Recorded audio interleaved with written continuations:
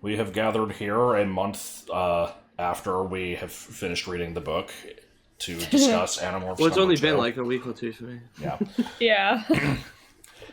So before I forget to mention this later, I think I said this in the description of the last one, but my audio was god-awful. I don't know if it will be any less horrible this time. I have made my volume slightly quieter, and I need to try to be slightly more cognizant of me squeaking my chair incessantly, but no promises. But What about this? Is this that wasn't nearly as bad as mine. Like, I swear, the last video was just nonstop, like said I gotta jingle my keys. If I notice it, I'll try to call you out on it. Yeah, I get restless and I just kind of start, like, moving my chair in weird positions, because we're going to be sitting here for, like, 3 hours. Yeah, fair. Okay. But anyway, yeah, this one was delayed because of just various other things getting in the way, and so me and Nick both read the book a long time ago and finished our notes, and then Autumn finished much more recently, so I have lost a lot of context for what I've written here, and that's going to be part of the fun, is figuring out what the hell I was talking about. Yeah, so we both have our notes and the book up because we're trying to like cross-reference what our stupid references are. For example, I would have smiled if I'd had a mouth with no context was my note, and I'm like, thanks, give me the context. Right. But yeah, so this, like I said, this is number 2, The Visitor. You might question who The Visitor is, unless it's just Rachel. I don't think I mentioned this in the last one, but The Visitor. Sorry. I definitely said that the books all have terrible titles, and it's better to just refer to them as, you know, the Rachel Cat book. The titles were apparently not made by K.A. Applegate, just Scholastic came up with them, and so a lot of times they're just irrelevant. And it shows. Yeah, it really does.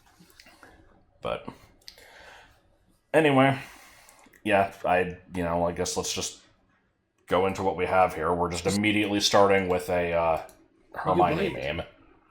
Yes. Because Rachel was like, they might have killed us, or worse. And so I was like, or worse, expelled us. Yeah, it's just kind of the typical recap of, like, you know, it's only the second book, but it's going to happen in every other book of just, like, here's what the situation is. Here's Yeerks. We have morphing abilities, and blah, blah, blah. And so it's just like, you know, they could kill us, or even worse, we might get infested, but I won't tell you my last name. None of us will ever tell you our last names. Until, like, the second to last book, when they do. But yeah. So yeah, the book begins with everybody just kind of testing out bird of prey morphs. Apparently Cassie's barn just had a wide variety of different injured birds for them to acquire. And well, they're like a wildlife barn, aren't they? Like, they specifically are like for more exotic animals. Yeah, you know, porcupines to polar bears. But they don't have polar bears. I stand by this. But well, yeah, porcupines to regular bears isn't as catchy. I don't think they take care of bears either, but maybe they do. Who knows?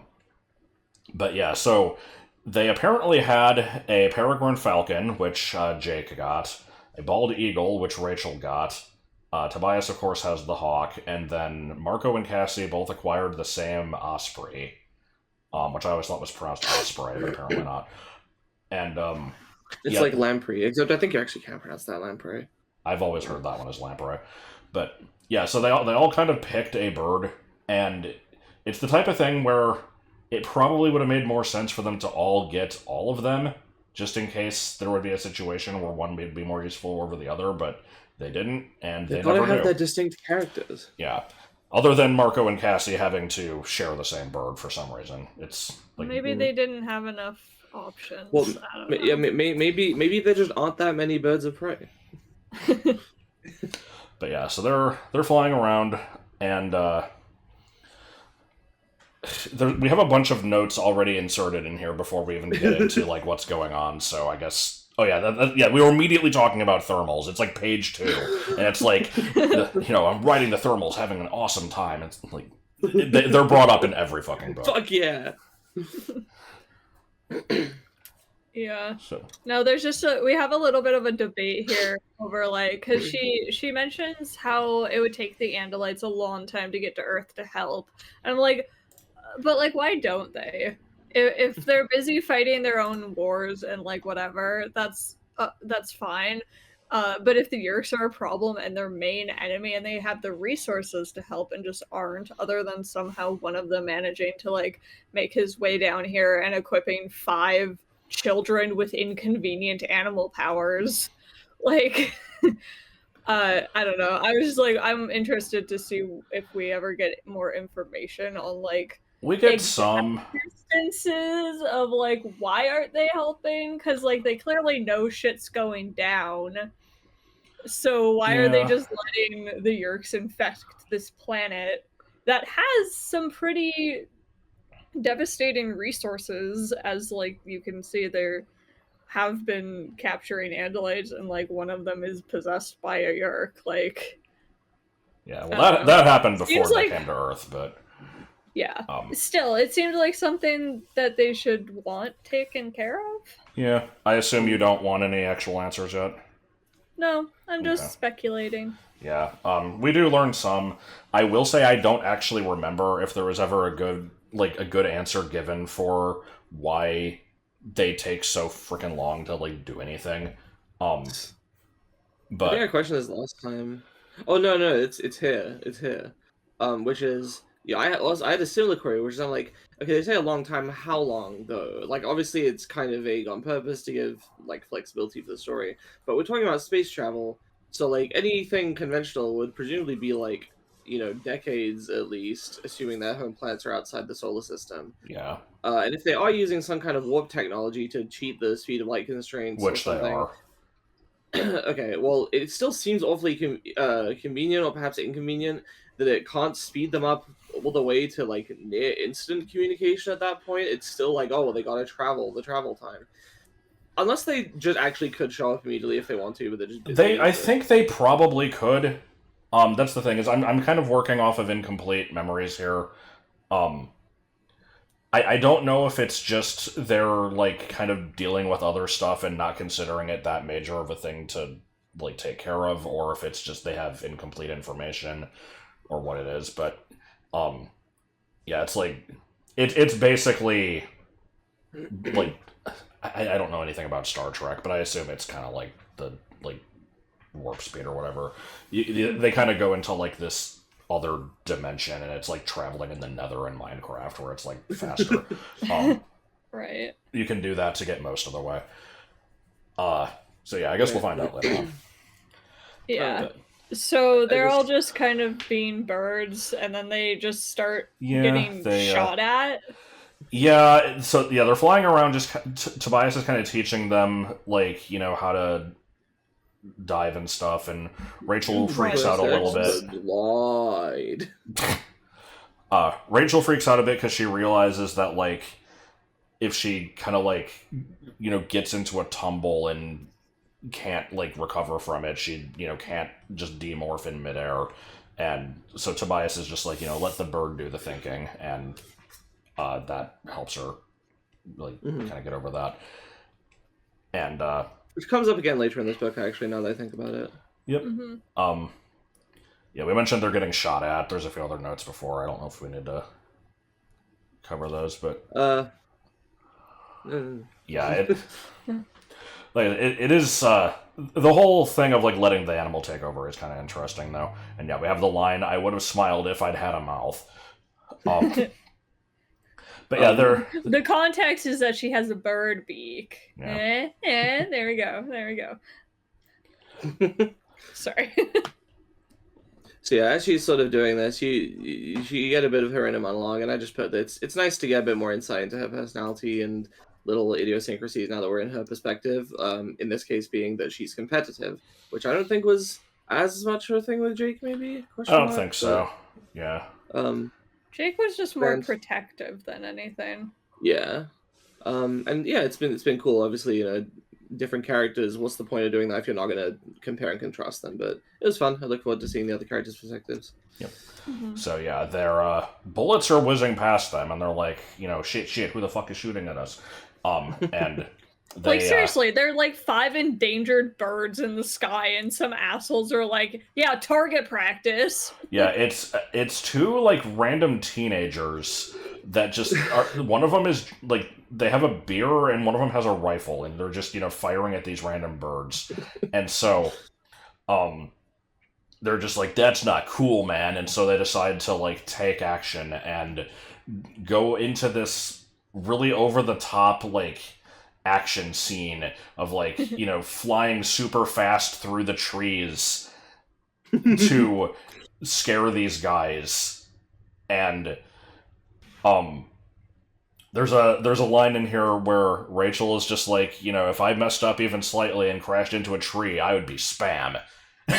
That's a very weird analogy, and also I don't remember the last time I've seen the word spam used to actually refer to the meat, and so I got curious and looked it up, and the term for it being like unwanted crap on the internet did originate before this book was written, right? But no, it wasn't military actually. It was just very originally. Well, the internet was, but yeah, the term. No. I meant the association of spam being unwanted or something. I thought I remembered being. From what I saw, it was just early like groups. I don't know what you call them. It was like before we had like message boards, but like whatever the equivalent to that was. PBS or something. It originated from a Monty Python sketch. Oh, that's right. Yeah. But we end the chapter with just in your face 3 separate lines as she flies up to the 2 jackasses. And then Marco Excitement. their beer. Yeah, we get bird antics. Marco grabs the beer. Rachel grabs the gun, being the largest of the friends. I just like, they're way too young to be drinking, Marco said in his most parent-like voice. Yeah, and I like that he puts on a voice while in thought speak.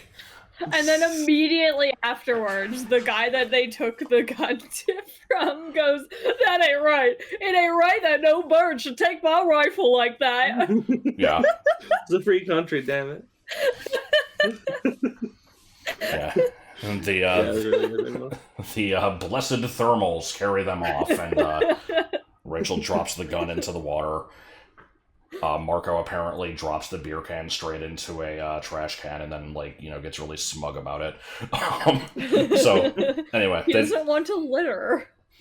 They'll go to a weird. It's like an abandoned church by the beach, which sounds like a weird location, but they fly to this demorph, and we kind of get the usual description of how what it looks like and the randomness of it and the body horror.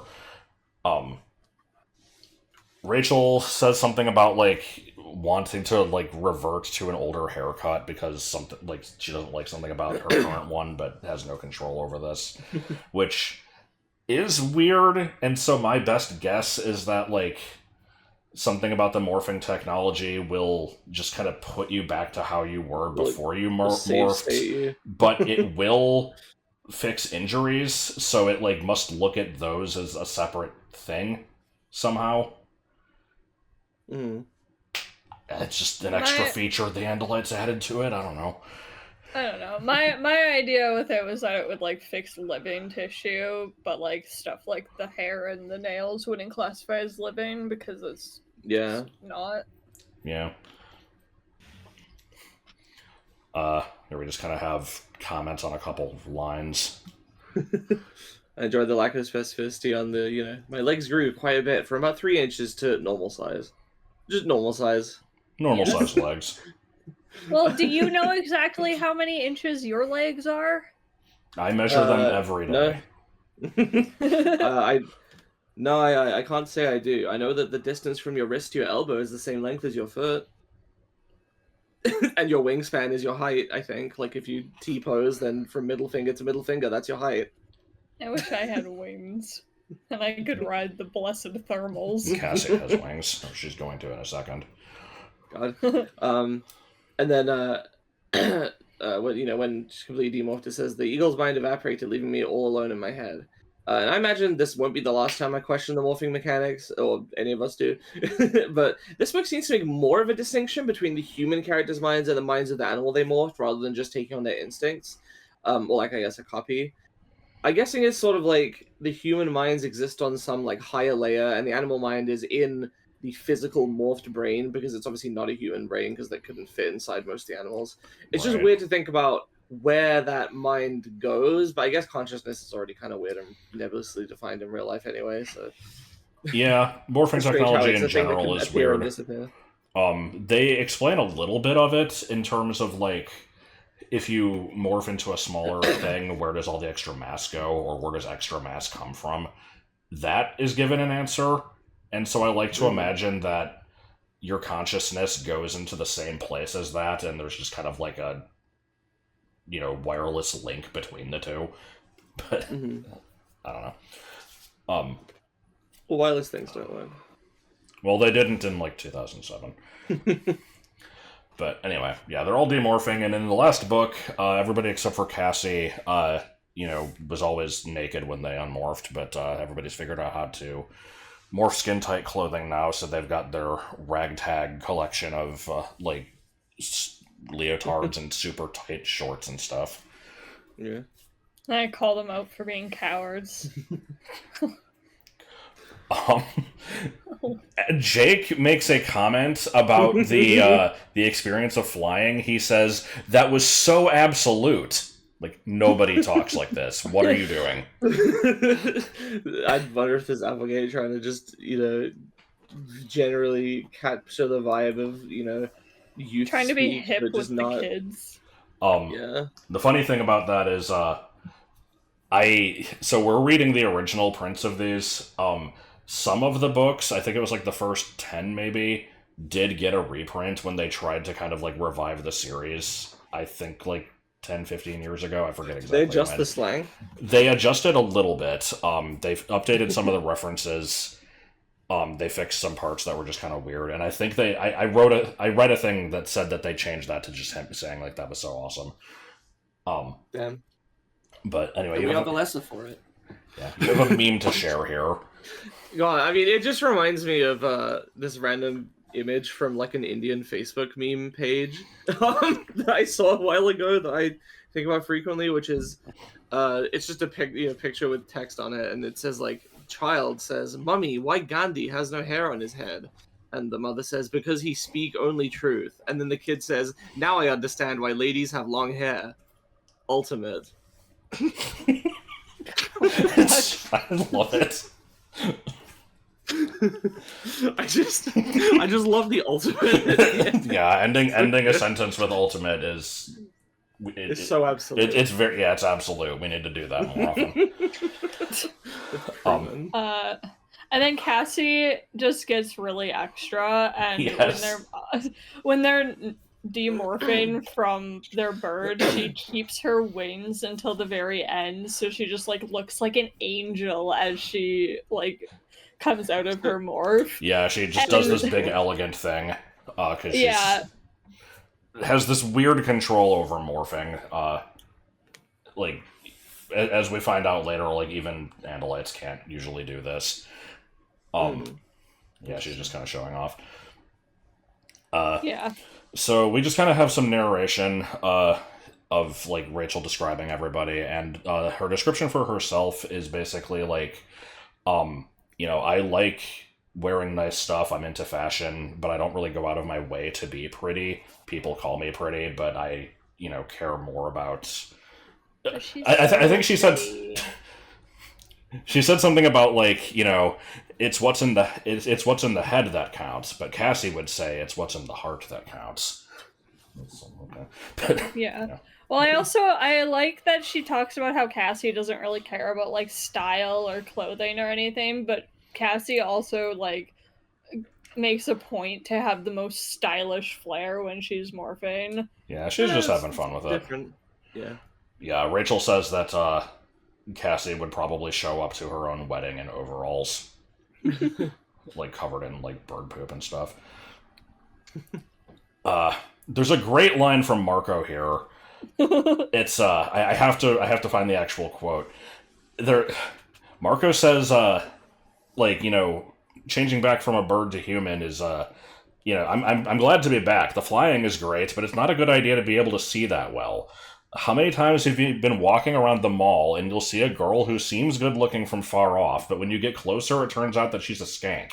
And then Rachel is just like, excuse me? I'm sure I didn't hear you say what I thought you just said. And something about the word skank just made me laugh. I don't hear it very often. And I'm like, what the fuck? What it reminds me of.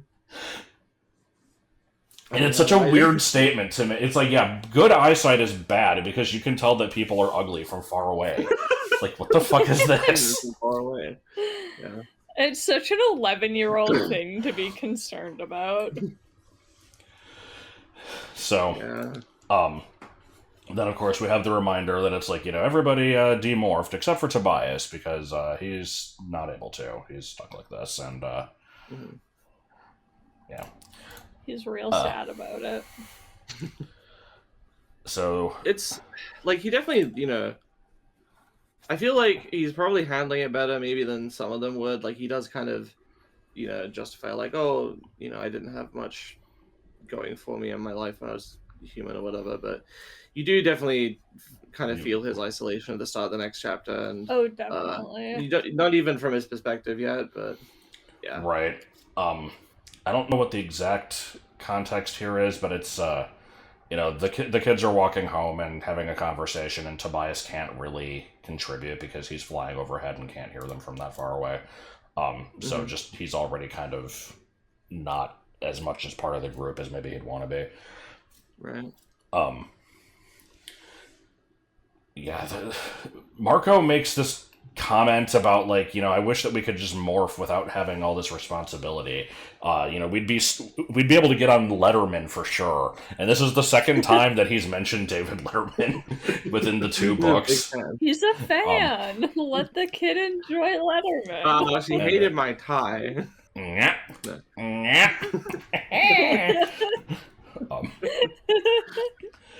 So here's another bit where, like, this isn't quite the Jake calling Rachel pretty thing in terms of, like, our disagreement on the statement here. But, Marco says something about, like, he says, like, I could have beautiful supermodels all over me, and then Rachel's just like, lots of women love animals, but sooner you'd have to change back, and then they'd be out of there. And apparently you took this to mean that, like, he's implying that they would be, attracted to him as a puppy. No, wait, no, hold on. I just mean, like, this kind of thing in media, like, it also gets me with, like, Brian. When he, like, picks up girls as a dog, and I'm like, the idea of picking up girls as an animal is just weird to me. Like, why are you wanting to make out with a boy? And if the dog they brought home changed into a 12-year-old boy, like, what process leads to this working out?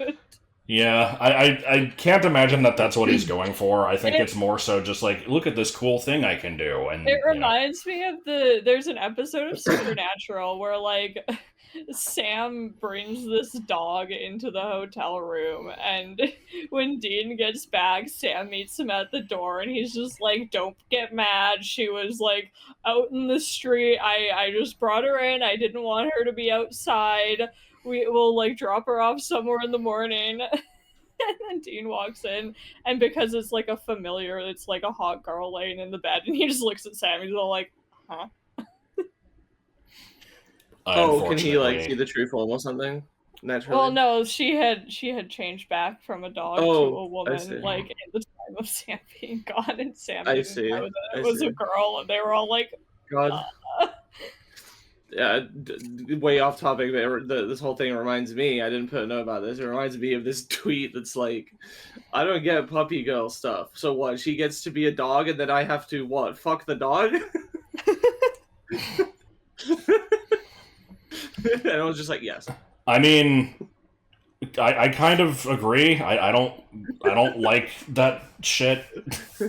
Like, just cat ears, bunny ears, all that crap. Like, but... Especially if they're Havana Brown. What? Sorry. Stupid references. It would be far too much to explain and very off topic. Alright.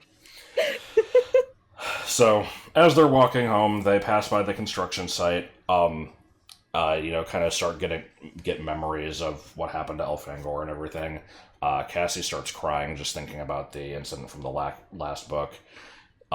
They just kind of start talking about, like, what they want to do in general. Marco's still being like, I don't want anything to do with this. We barely got away from it last time. We should just give up.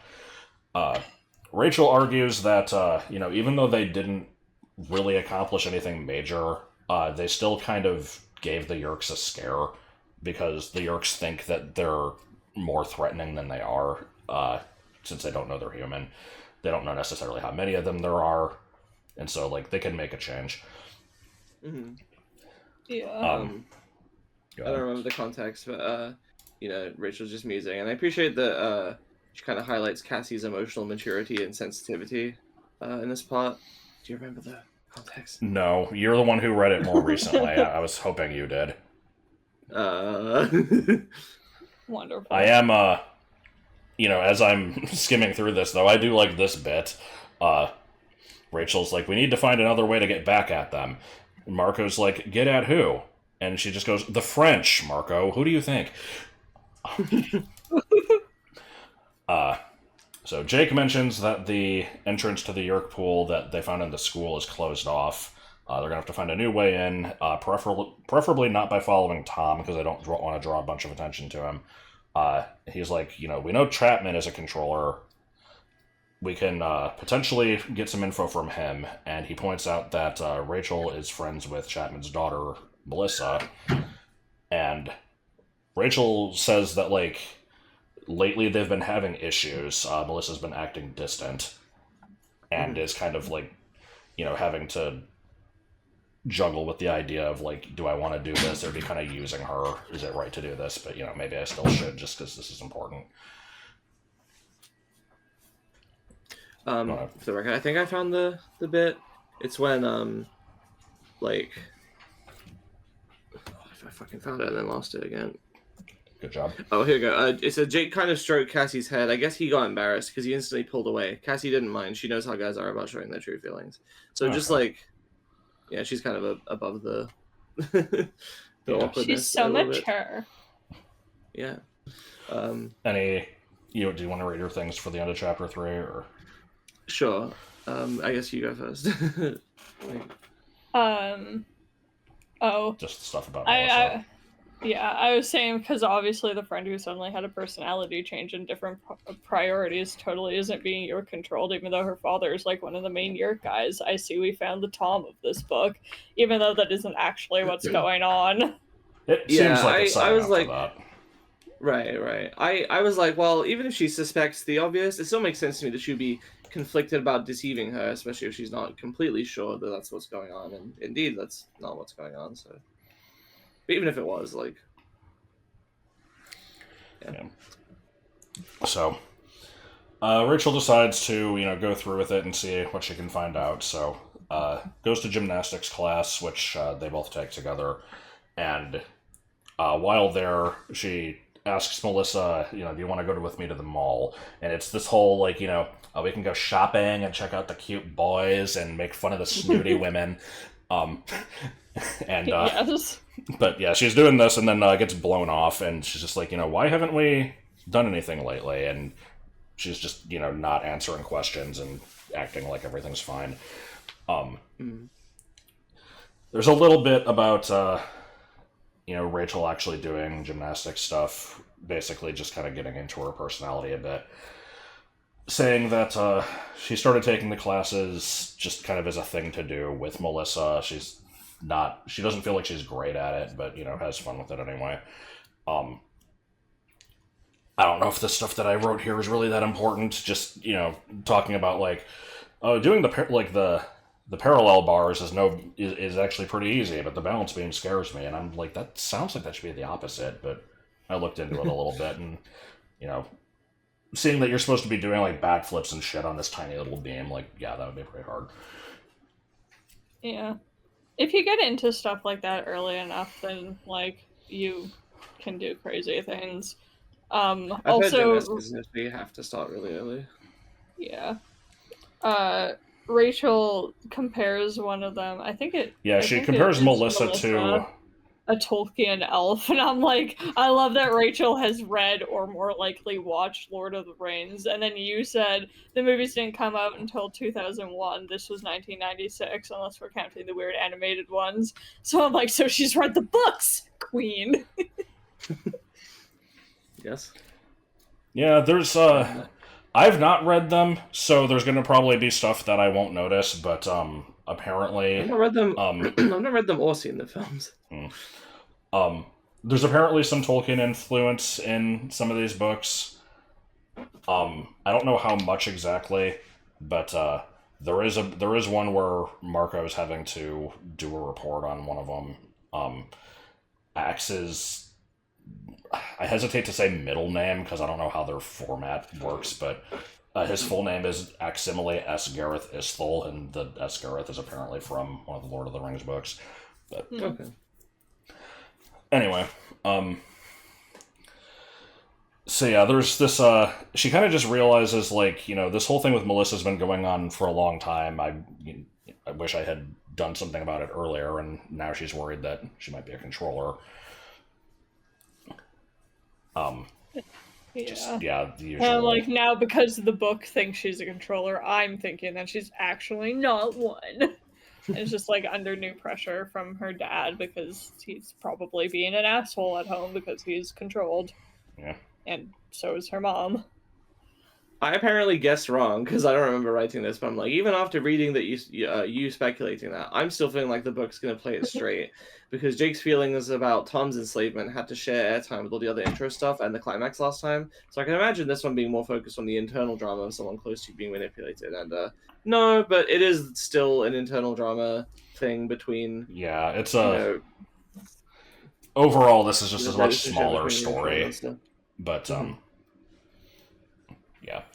Anyway, so practice is over. There was, because the mall plan didn't go out, or didn't happen, Rachel decides to just kind of walk home. She was supposed to go to the mall and then get picked up by her mom, but she's walking home, and then we have an interesting scene. Some guy who's described as being high school or possibly even college age is like following her in his car and is basically just like, hey babe, need a ride? And she tries to ignore him, and then he gets out of the car and starts pursuing her, and yeah. So yeah. So I got real pressed about this because at first I thought this was like a Yeerk trying to like kidnap her, and like that was the only reasonable situation in which this guy who was tailing a 12-year-old would get out of his car. Like, that's terrifying. Yeah, it's pretty bad. So yeah, he starts following her, and then she's like, basically not sure what to do about the situation. She just kind of starts morphing elephant in public to freak him out, and it does work. She, has like a trunk and tusks and stuff while still having like, mostly human body, and does like, a huge trumpet noise. The guy freaks the fuck out and like, runs into his, runs back and like dives into his car and shit. And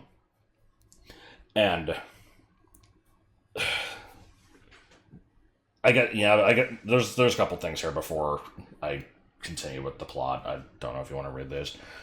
What is it? Just the end of chapter 4.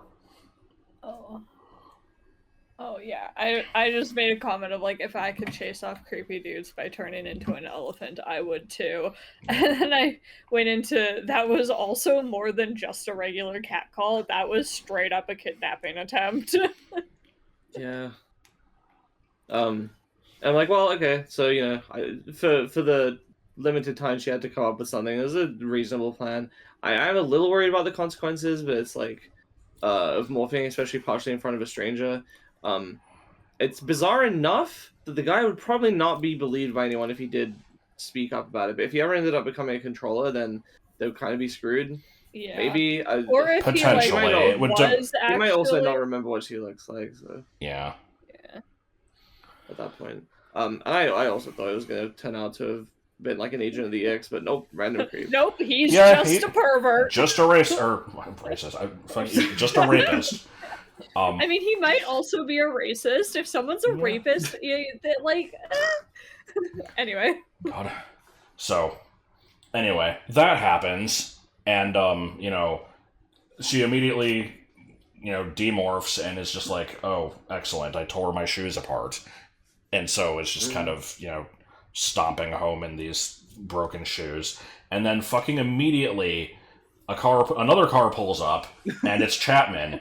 And he's just like, hey, you need a ride? And she's like, oh god, did he see this? And so she just has to, try really hard to play it cool. And it's just like, no, I'm fine. He's like, no, you're not. You're walking in the rain. Come on.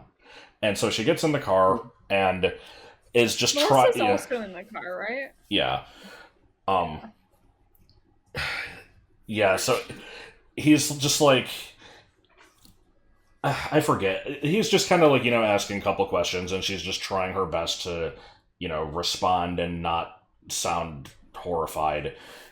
And at some point, she's just like, I live down the street here. And he goes, oh, I know where you live. Which is a really creepy thing to say. I don't care if the school has a record of addresses. I don't care if they were friends and he's probably dropped her off at home. I feel escape one predator, get in a car with another. Kind of. I still feel like, if he wasn't a controller and it was just, this is my friend's dad, there isn't necessarily anything threatening about that statement. I guess it depends on the tone.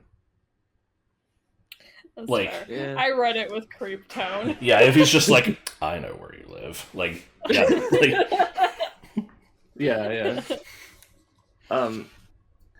I cannot picture this man to not be creepy.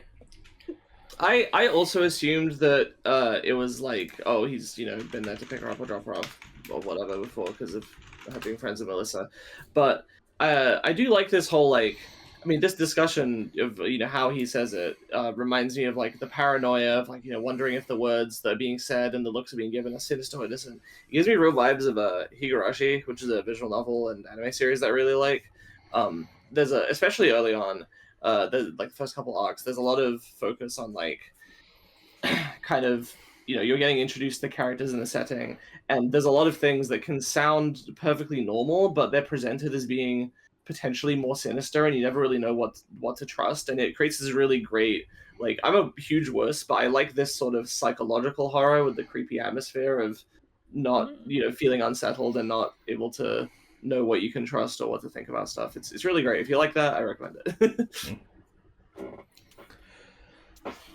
So, after having escaped both of those situations, Rachel, finally gets home, throws out her ruined shoes, and we get a brief introduction to what her home life is like. It's girl boss house. Her mom is divorced, so they only see their dad. Basically, yeah. They only see their dad a couple times a month. And there's Rachel has two sisters, so it's like I said, girl powerhouse. She's working from home just to try to spend more time with them, but doesn't have time to cook dinner and stuff. She finds an excuse to invite everybody over just to kind of talk about what happened, and immediately. Mostly Marco, but also the others to a lesser extent, just start grilling her about oh man, that was so stupid. What the hell were you thinking? Super victim blames her. Yeah.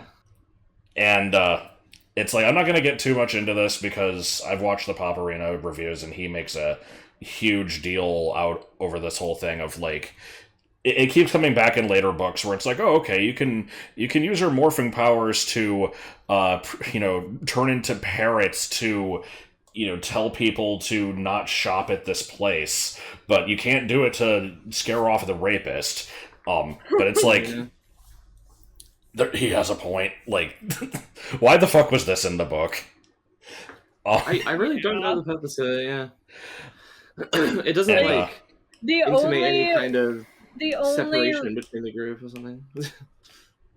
Yeah, the only reason that like the whole scene was in the book was to give her a reason to like be half morphed and freaking out over Chapman seeing her.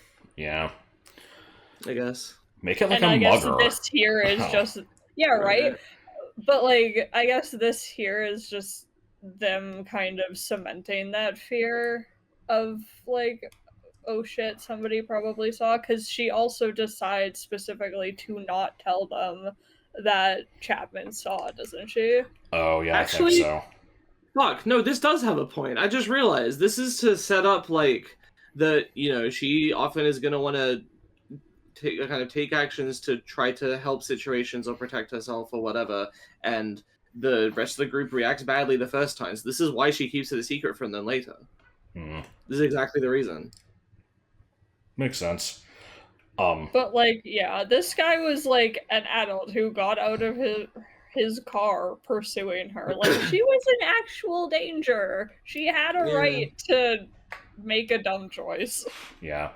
And the thing is, like, Cassie is like more understanding than the others, but she still says something like, it was stupid for you to put yourself into that position. It's like, she didn't do shit. What position are we talking right? about? And home, God forbid. Yeah, and apparently, that line was changed in the graphic novel version. They knew it was wrong. Yeah. But they still kept the rest of it. Well, rape is okay. Victim blaming isn't. I don't think anyone's saying that the creep was. Anyway.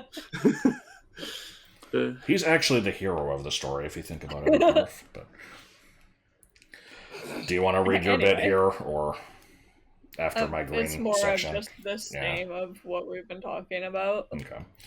So, after all this, Rachel notices a picture of her and Melissa that was taken a while ago, where she has a pet cat, and it's just like, I have, figured out what I need to do. Ferb, I know what I'm going to do today. But I'll also mention before this happens, they're like talking about like, what kind of animals can we morph to sneak into the house, and they bring up like, none of us have done like a bug before. Can roaches even, like, do they even have senses that would be useful to us? And everybody kind of looks at Cassie, and she's just like, what? I'm supposed to know how a roach hears? Like, I know I'm the animal person, but come on, I don't know everything. That's good. So, cut to everybody hanging outside Chapman's house at night, trying to figure out how to get access to the cat. And they have one of those... Which definitely isn't suspicious at all. Yeah, I like to imagine that they're all just kind of like... feedback. They're all just kind of like badly hunched over, not really obscured by a hedge. But, it's the visual language of the scene conveys that they're hiding. Here we have a out-of-context note for you about listening to music in class. I think it's... Marco makes some comment about, like, he's like, there's no way Chapman was human after he gave me detention for... Oh, right, because Chapman gave him a fucking week suspension for listening to music. Was it suspension? Jesus, hold on. Yeah. I need to look this up now. It was detention. But I wrote suspension. Whatever, same thing. It's not, but whatever. I'm like, dude was obviously an alien. I'm like, I always hated it when I would get in trouble for listening to music during class, because I'd only do it, like, during work periods. But, like, the teacher never listened, because, like, it helped block out the other noise, and then I would, like, concentrate better, but I would just not get work done in class, because they're like, you're not allowed to do that. Except then that changed in high school, and we were allowed to do it in high school. So, yeah. Because, now I'm 14, I'm mature enough to listen to music and do work. Well, yeah. Yes. So, yeah, they're trying, like I said, they're trying to figure out how to get access to the cat. Rachel's like, it's black and white patched, and, his name is Fluffer McKitty. And immediately everybody starts making fun of the name, and rightfully so. Of course. Flawless cat name, no notes. Yeah, because apparently Applegate had 2 cats. One of them was named Rabbit, and one of them was named Dick, the evil foot-biting cat. Wonderful. And there was just some note somewhere I found about, like, apparently, the stupid name for the cat in this book was inspired by that. Then we have we have a line here of, we should have gotten another kitty. Then we could have the second cat call out to Fluffer. And Marco's like, meow, Fluffer. Come out, meow. Meow, come and play, meow. It's like the formatting on it is really weird.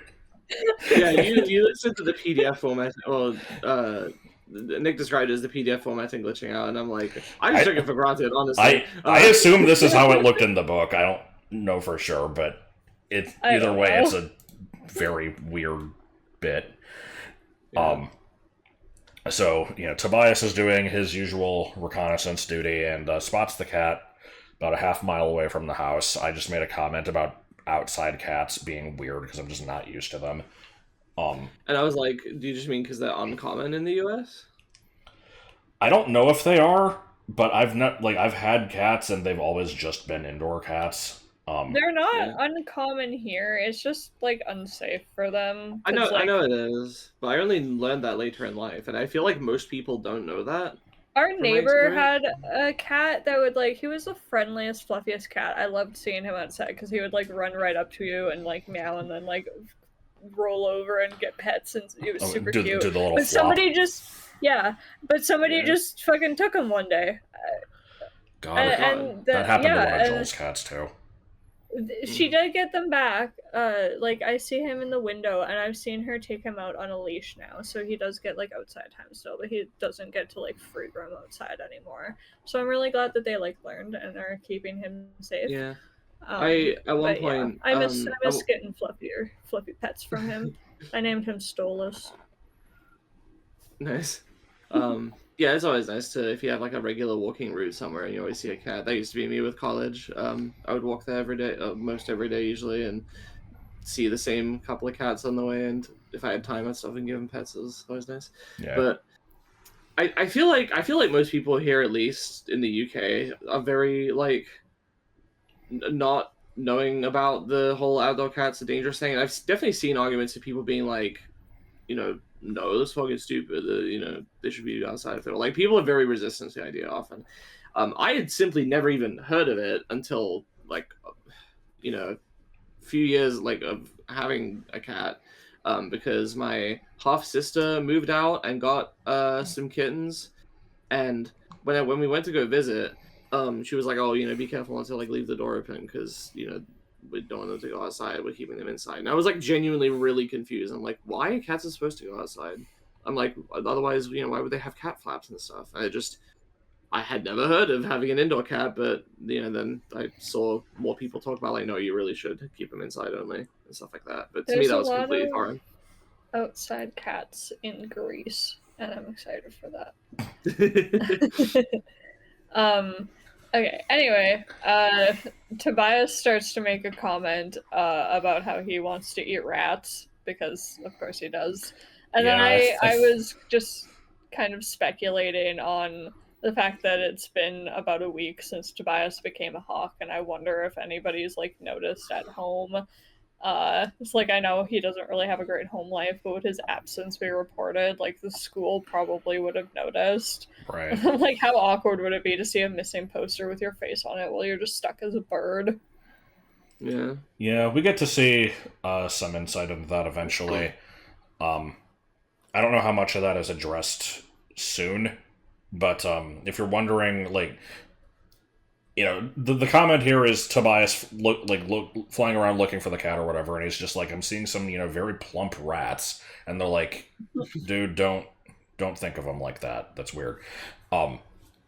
If you're wondering what he's eating, that will be answered in the next book. He's not eating rats yet, but he'll get there. I see.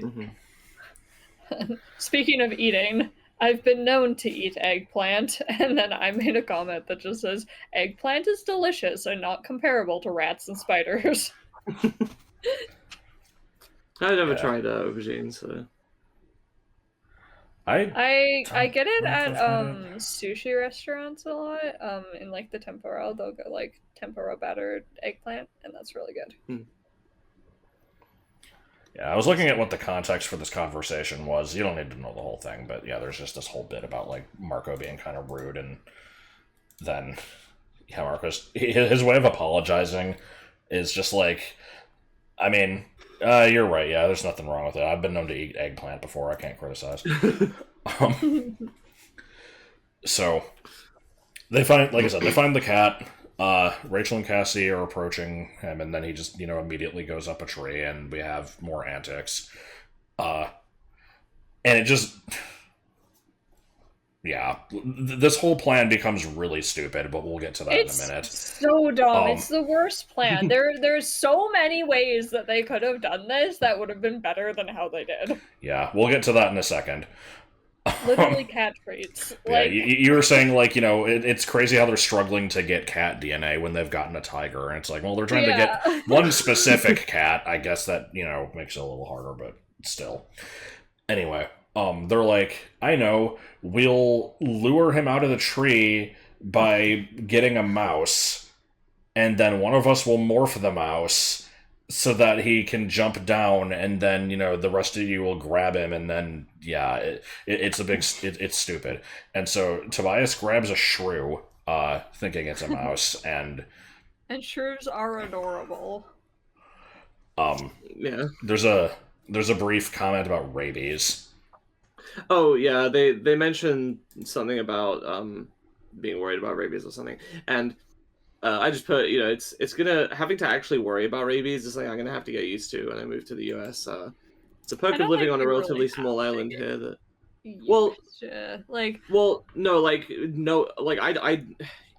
I've heard a few things like, bats are a common vector, you want to be careful and not, approach bats if you see them, stuff like that, roadkill or whatever, knowing the signs of what rabies looks like. I know a little bit, but I feel like there's probably a ton of cultural things that you kind of pick up living somewhere that has rabies, and not saying it's this constant threat you got to be vigilant for. I'm just saying I don't know that much about it, and that's partially because I live somewhere that has eradicated it. So I didn't know that was a thing. I thought that it was just everywhere. Nope. I thought that I don't know what other places just carry it. No, I mean it's a disease that is carried by some kind of microscopic organism. I don't know what kind specifically. I assume it's a virus. Which in that case I guess it's not an organism, but whatever. But no, you can locally eradicate a disease, or at least Shit, which province doesn't have rats? Alberta. Yeah. Do you know about this? What? Yeah, apparently Alberta has rats. Apparently they don't. There's I feel like what? I've seen this thing about it pop up a couple times where they've just enacted this rat genocide, and they basically consider the entire province to be rat free. Alberta is famous for being virtually rat-free. Famous to who? I've never heard of this. I've heard of this. Sorry. I only learned of it a couple weeks ago.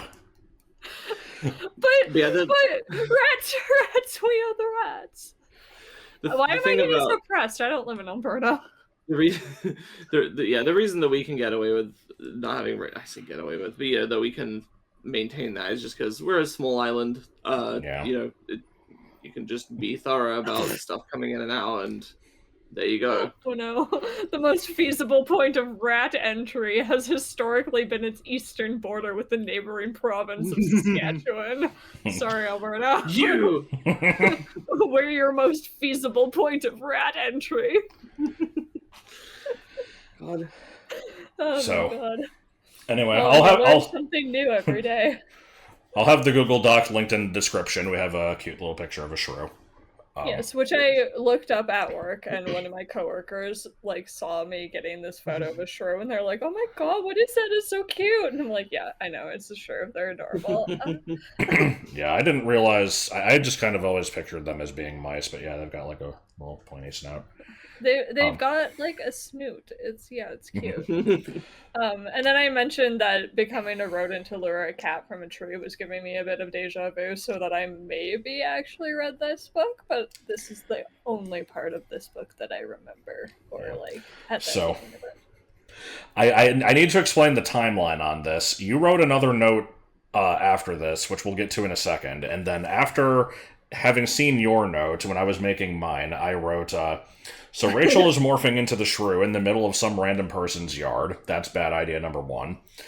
Cassie just told her that the cat could kill her instantly if he decides to not play with his food, but she does it anyway. That's bad idea number 2. And bad idea number 3 is... I really feel like somebody who's not Rachel should have become the shrew to lure the cat out, and then Rachel, who was going to morph into the cat, could grab the cat. Yeah.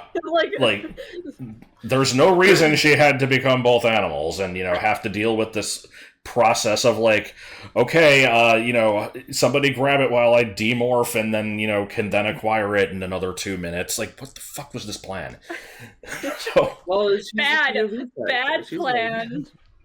Bad plan made by children who don't think through their plans. And then, I'm waiting for, I don't even think it's that late. It's like 7 p.m. or something. I'm just, waiting for somebody to look out their window and being like, okay, there's 4 kids in, like, spandex on our front lawn, and one of them is, like, halfway a mouse. Like, should we be concerned? Like, nah, just normal shit. Like, what the fuck? I like Autumn's next comment. Yeah, I think it's just... She's also morph shrew, and at one point it's describing the features, and it says, a long hairless tail, not at all attractive. And then I'm like, is there a tail that she would find attractive? Yeah. We get furries in another chapter or 2. Yeah. But anyway. So, yeah, she morphs the shrew and immediately just goes into, like, massive panic mode. The shrew mind is overwhelming, just terrified of predators, and, just bolting everywhere. And also, it, like... is starving and is, like, hearing maggots around somewhere and, like, desperately wants to eat the maggots, and Rachel is, like, disgusted by this and just it's like, what the fuck do I do? And everybody's just trying to calm her down. There's a lot of, like, eating bugs against your will in this book. Well, or, like, in the series in general, yeah. Yeah, that's what I meant. So, Tobias, to help the paranoid shrew, let's just have this hawk, swoop down and grab it. Grasp. Swoop. I love it. It swoops. So yeah, he grabs shrew Rachel and just holds her in place until she calms down, gains control of the morph. Got some stuff here. Yeah. Was it? This is your note, right? Yeah. I said I enjoy we're seeing them kind of coming into different strength regarding morphing, like how Cassie is good at the actual act of shifting, whereas Tobias has had the most practice with the mind melding part and is like able to talk Rachel out of the shrew brain panic. Yep. I'm not going to read that one because I didn't read the thing that I was referring to earlier. Yeah. So, yeah, they continue doing the plan. Rachel puts on... I just wrote she puts on some false confidence to make the others less worried. I don't remember the context exactly. And which is funny because I immediately wrote after that, I don't want to have references to stuff without the context. But yeah, they're just kind of spinning their wheels here for a while. Not much is really happening, and so yeah, she has to. They still have to lure the cat down. They're still working on that. Cassie makes a reference to Itchy and Scratchy. As if it's an actual show and not a Tom and Jerry parody made for The Simpsons. Yeah. You're reading another italicized all of Tom those and Jerry titles. parody made for The Simpsons. Right.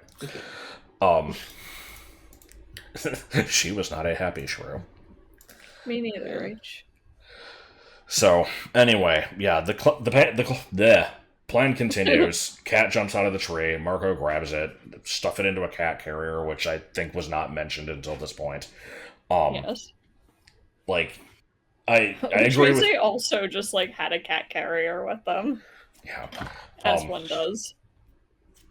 I agree with your note here. The shrew plan was not the easiest way to get the cat out of the tree. Like, go buy some cat treats, goddamn. So I don't remember what exactly was said, but Jake makes a reference to the spider eating when he was a lizard, and I just say I'm glad Jake is as traumatized by his spider experience as I was. Yeah. Cassie, hold on. Yeah, she asks if Rachel is feeling up to acquiring 2 morphs, which is weird because I don't think it's ever described as being, taxing. But I guess maybe they don't know that yet. I don't know. Well, no, and didn't they go around the zoo and get a bunch of morphs, or did they only pick up, 1? They got, they got 3 between the 5 of them. And none of them were a dolphin. Oh. Not yet. Yeah. What the hell is the note here? I'm trying to find the context for it. So now wait, if all you're doing is absorbing the DNA of what you're morphing into, could somebody morph into an animal and then you touch them and absorb their morph DNA and then morph into that? No. That is bullshit. It is a little bit bullshit. The fanfic that I mentioned a couple videos ago does allow that, but yeah, in canon you can't. I apologize for the Windows error noise that would have been audible in the video a second ago. I'm trying to find out what the context for this note is of, she says, what are you, my master? I couldn't find what this was talking about. So... I wrote in here, Cassie wonders if there's a limit to how many morphs you can do. Which is her wording, not mine. And Marco says, we'll find out probably at the worst possible time. I assume they're talking about how many different animals can you acquire, but it's something about the way it was worded made it sound like maybe they're also saying, how many times you can morph in general before you just can't anymore. And this whole thing sounds like it's setting up for some kind of an eventual payoff, but it doesn't. They never encounter any limits. Excellent. Yeah. Who needs limits? Apparently Jake is still acting main character here. I, again, don't remember the context. That's going to be a running trend throughout the rest of this video. Yeah. Well, it's just we're getting to see characters from different perspectives. So we're getting to see how Jake is still kind of the group leader. Yeah. He's still being protective. He's still worried about the others. He's still checking in to make sure they're okay. He's still doing all of those leadership roles. But we get to see that not from his perspective. We get to see that from a different member of the team, which is interesting. So we finally get done with that scene after shrew shenanigans and acquiring the cat. It's already too late to do anything with this yet, so let's, go do it another night, I guess. Cut to Rachel waking up screaming from some nightmare. Wakes up her sister Jordan and then goes to the bathroom to puke. Yeah. Yeah. And so like, Jordan is basically just, trying to be like, what's wrong? Like, why are you freaking out? She says, I know I'm just your little sister by 2 years. I'm like, nobody fucking talks like this. What is this exposition speak? Yeah. Not the smoothest dialogue in the shed. Yeah. She mentions, before you started screaming, you were yelling something. I think it was maggots. And so I put in here, yay, maggot jump scare. What this is referring to is in the graphic novel version of this, they actually did insert a jump scare. There's a part where you turn the page and then just suddenly full page art of like this giant pile of maggots with like the shrew with like blood red eyes like biting into them, and then like Rachel screaming. It's like, what the fuck? Yeah, that would be a pretty terrifying dream. God. So yeah, after that, she's just kind of recovering from that, not feeling great, feeling a bit paranoid about how she can't trust her sister, and it's pretty simple prose, but I've said this before, but I think that Abigail's just kind of good at setting a mood and an atmosphere with that relatively simple kind of prose. Yeah, I would agree. So we cut to the bus ride to school the next morning. She's talking to Jake, and he asks if she's creeped out by the shrew morph. She immediately pulls some girl power shit again, being like, oh, what, if you or Marco would have morphed into it, you would have handled it better because you're boys. And he's just like, no, that's not what I was saying. And then he says he also had nightmares about the lizard, just becoming a small, like, prey animal is, it kind of does things to you. Well, both of them have also had dreams about being powerful animals and the like confidence that comes with that. And then they just kind of like dread eventually having to morph bugs. Definitely not foreshadowing for later. Yeah. I interpreted this bit as like she really just doesn't want to let on how bothered she is, so she's kind of like overcompensating for it, being overly preemptively defensive, what TV tropes calls the suspiciously specific denial. Yeah. Yeah. And then I was kind of wondering if there's like a possibility of them ever morphing into something so small that they completely lose themselves in the brains of the animal. Like, if the others weren't there to snap Rachel out of her shoe freak out, there was a very real chance that she'd run, scared for her life for more than 2 hours, and then just be stuck like that. Yeah, that's, a concern, so it's a good thing that they're a group and, can kind of help each other out that way. Mm-hmm. So she gets to school, Melissa's still being distant and starts to say something about how, like, her parents have started acting differently recently, but then doesn't finish the thought. I don't really have much else on this chapter. The chapters are like freaking 3 pages long, but yeah. Wait until we get to the last one. Yeah, I don't know if there was anything else really in this one. We start to kind of get some sympathy for Melissa, essentially. Right. So, they, the plan to sneak into his house just keeps getting delayed, because it's just like, oh, well, I have a bunch of homework this night, and oh, I'm supposed to, like, watch the game with Dad this night, and stuff like that. Darn school always get in the way of saving the world. Right. True. I said the initial make sure that he doesn't suspect me of anything motivation has kind of worn off, but they have reason to still spy on him anyway. I don't, again, wish let's see. Marco makes some comment. It's not anything particularly notable, honestly. He just makes some snarky comment, and Rachel, in narration, just says, Marco can be obnoxious, but on the other hand, he can make you laugh right when you really need to. And I drew attention to that one because out of the group, they're probably the two that butt heads the most, and don't really get along super well most of the time. So it's good to see that they can appreciate each other once in a while. Yeah. Another comment here, I'm not going to go too much into it, but just to kind of reiterate how thought speaking works. I don't know if we made it particularly clear last time. The when you're doing thought speak, you can either just kind of broadcast it to like anybody within a radius, or you can private message like one specific person or a specific group of people.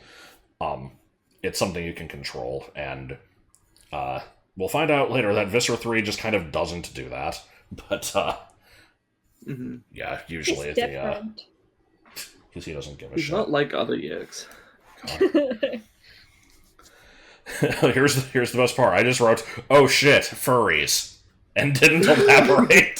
So I had to look up what I was referring to here. And this is when Rachel first morphs the cat, and apparently grows fur everywhere without changing anything else. And Cassie is just like, "Oh, that's so cool! You look awesome."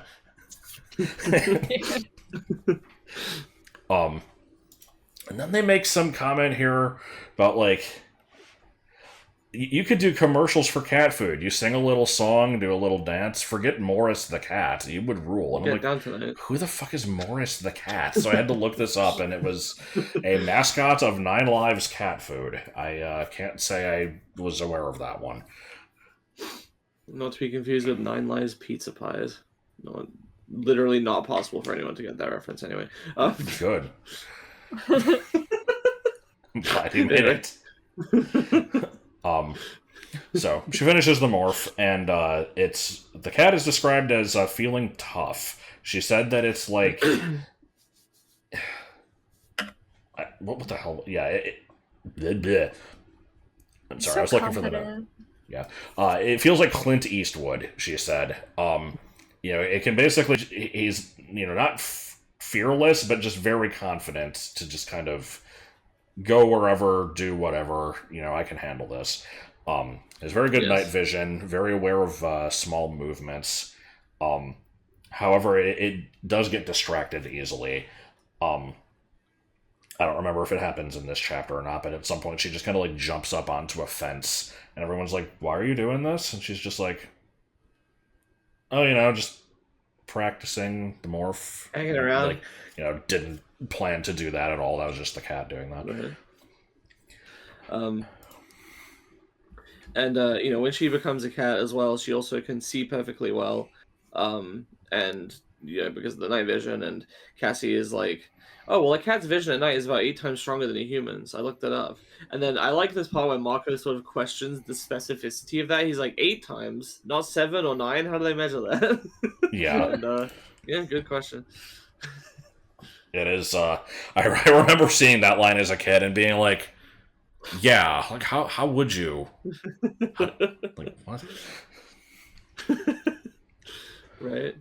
I don't have a note about this, but I do like just seeing next is like the way that the differences in perception are highlighted, not just having stronger senses or an extra thing, but like how it feels different for them, how it's different things are given priority. So like it says a human being will notice colors, for example. Now a cat can see colors more or less, he just isn't interested. Like, okay, that thing is red, who cares? What cats really notice is movement. If anything moves even the tiniest bit, the cat sees it. Right. I was standing on the grass looking around with my big cat eyes, and I saw nothing but movement. And yeah, it's just interesting. I like yeah, it can like distinguish between like the grass moving in the wind versus like a little mouse running through or whatever. Yeah, it's like a person looking carefully could see that, but that's just it's so natural as to be the type of distinguishment between like, oh, that thing is red, that thing is purple. Like we could do that easily as well. Yeah. And I wonder how much like biological and ecological research went into that, I guess, to get it right. Yeah, I saw some note somewhere about like, oh man, K.A. Applegate fails at biology forever for getting this small thing wrong, and it's like, okay, but look at all these other cases where no, it doesn't matter. She missed no ones. Yeah. I don't know. So there's some weird ass chapter break where she freaks out over, like, you know, an overhead shadow, and it's just Tobias, and it was completely unnecessary. The ad break. Apparently. I don't know. Maybe it was showcasing her jumpy catness. I don't know. Yeah. That's a different book. That's the Hunger Games, I think. You've got a couple notes here on chapter 11. Yeah, I just said that I find it interesting that they literally get the specific animal's DNA. Like, she's not just turning into a cat that looks like Fluffer, she's adopting, like, personality traits of the animal as well, like how Jake did with Homer in the last book.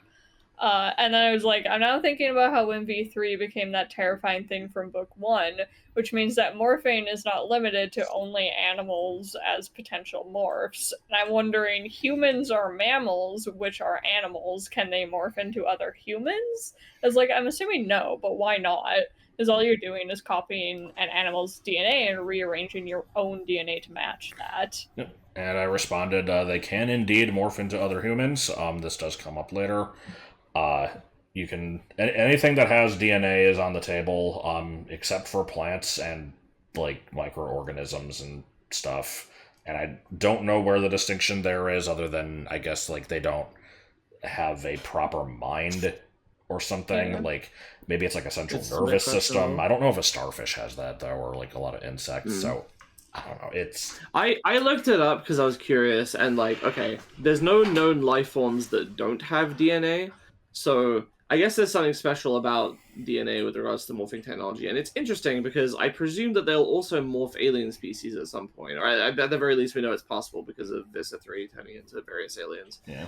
And, you know, those would be even more distantly related from each other than, like, plants or prokaryotes or whatever. So there's probably just a certain something, a je ne sais quoi, about certain types of life form that is just more compatible with the morphing technology than other life forms. And, you know, you said maybe it's the mind. I don't know. I'm curious what the limits of that are.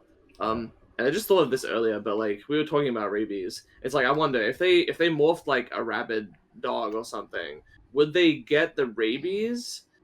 Like, could you cure that? Because that's not an injury per se. It's also if it's because of a virus in the bloodstream, I imagine you're not copying that. But I don't know. Okay, because well, the thing is like. If you were copying, if it was like a bacterial infection or something, or oh my god, those are living, but viruses are not living. Then they're not actually life forms. They're like robots, tiny. They're literally biological machines. I think is the understanding, or like they're mechanical in some way. So like, yeah, I don't know. It's strange. My only input on this is you wrote prokaryotes, so it's Galactica Maru is a prokaryotic being. That explains everything. I like just dude. Yeah, I don't the quotes. I don't know what that was referring to necessarily, but yeah. I put that. One of them said dude, and I'm like, oh, okay. Yeah. Okay, here we have the bit of Rachel jumping onto the fence and stuff, sniffing a pole that another cat peed on. The other Animorphs call her out on, like, not really being in control yet, but she's just kind of, you know, claiming that she is anyway. And so it was all there in the smell of his urine. Yeah. Yeah. Yeah, the smell that emanated from it was overpowering. I went over to it. I sniffed it again and again in short snorts of air, and I had to make a stupid joke about the phrase short snorts, but anyway. Yeah. But yeah, so she finally goes into Chapman's house. You know, we're halfway through the book. And, yeah, what is this? She has a memory of the smell of the pee to become submissive. Yeah, so she uses the memory of the smell to make the cat brain more submissive. So because it was like another tomcat that was like marking his territory or something. Yeah. Yeah, P memory submission, yeah. I conjure up the memory of the big Tom smell. That triggered the cat's submissiveness. I felt the part of the collective mind grow larger. Very weird. Yeah. Smell, P smell, make cat be... What? Yeah. You have a note here about overconfidence. Me? No, Autumn does. Oh, I said, so throughout this whole bit, she's being very confident, potentially a little overconfident, and it creates a good tension because, otherwise this infiltration could potentially feel a little bit like a repeat of Jake's mission as the lizard. But this kind of has its own higher stakes. It's like, oh shit, is she gonna, go too far and, Mm-hmm. Right. Or make stupid choices. Spoiler right. alert, she does. Several times. It's a nice escalation. Yeah. Rachel notices a roach under their fridge, and I'm just like, oh shit, they have roaches, because you never just have one roach. Mm-hmm. But then I felt the need to specify, like, unless it's one of those giant-ass ones that wander in from outside. I don't know how common those are in places other than, like, the South, but yeah, I don't know if they're actually roaches. I've heard people just call them, like, water bugs, but, like... It's just one of those little indoor bugs. Yeah, one of those little indoor bugs. My grandma used to say that a lot. But yeah, just, a few times since coming to the state, it's not frequent, but every once in a while there will just be a giant motherfucking roach that shows up and is alarming and then has to be dealt with, and then that's it. And it's not like there's roaches everywhere, it's just one that just came in. Everybody gets one. But anyway, Nick points out maybe they haven't been as clean as they were before they got their brains nabbed by aliens, which is a fair point. Yeah, maybe. So Chapman is just sitting on the couch, doing literally nothing, and his wife is just in the kitchen cutting vegetables very robotically, and so Rachel makes the observation here that they're not having to act in front of an audience here, so the Yeerks are very clearly not making them seem human. He could be reading the paper, watching TV, doing literally anything, but no, he's just sitting there until this meeting with Visser 3 is supposed to start. Which, seriously, I feel like they should be smart enough to put the TV on or something. Just even as background noise in case Melissa comes out of her room. She already knows that something is up, and they always seem like they blend in so seamlessly, but I don't think the Yeerks blend in as seamlessly as they think they do around family members. Mm-hmm. Yeah, which makes me question Jake's parents because Tom's been acting weird for how long? And every time that he's doing that, they're always just like, it's a girl. Right? And he's just he's off being a teenager. Yeah. No, he is off with the rat-sized slug in his brain. God. So yeah, not much else happens in this chapter either, but eventually Chapman gets up and heads into the basement, and so Rachel follows him down there. Tobias is checking on her through thought speak, and she goes down too low to where he's out of range, and so they can't communicate anymore. You have some theories here. I was speculating at the time. I'm I wonder what's gonna happen. And my an idea I had was I'm gonna guess that he's gonna realize something is up, and she's gonna need to use the shroom morph to escape through a mouse hole. I was it would be really convenient if he had a stairway to the pool in his basement. Yeah. Neither of these things happen, though. That would be too interesting. This book wasn't, didn't consider being interesting a priority. Right. So, yeah, he goes through some locked door. Immediately behind that is another locked door. This one has a hand sensor thing. And, I'll just... you wrote here, like, with the superior cat hearing, it might have been smarter to just eavesdrop outside of this door rather than, like, keep following him into this tiny space. But she does not do this. No, not at all. And so he messes with some control panel, and a hologram of Visser 3 shows up, and so they just kind of start having, some status report. Chapman's Yeerk is named Innis226, and is apparently from the Salp-Niar pool, whatever that means. Neither of these things will be important. Yeah. An interesting fact that will be immediately forgotten. Yes. So, like, of course, Visser 3 has, like, his Andalite form, and I think the Andalites have no mouth, right? Because they just do the thought speak and stuff. So instead, he's having to speak through, a text-to-speech thing. And I put that... I know that probably, they would reasonably have access to decent TTS technology, but it amuses me to imagine it as, like, Microsoft SAM or something.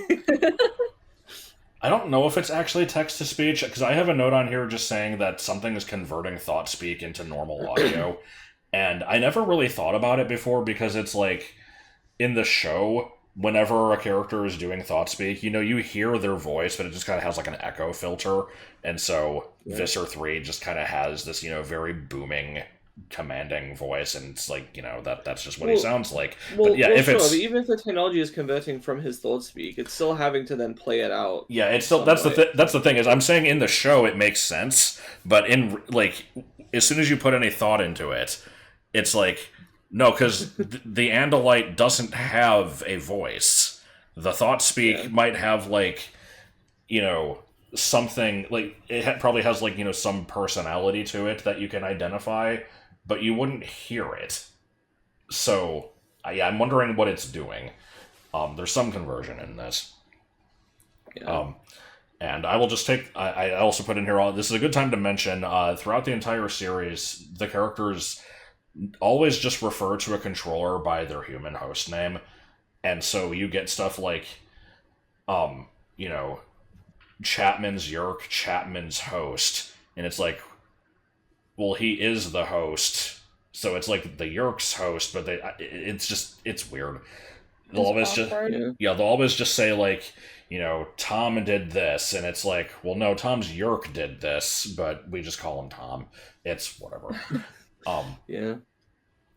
So Visser 3's grilling him on, like, you still haven't found the Andalite bandits yet, and so we now know that term. That's what he is referring to the Animorphs as.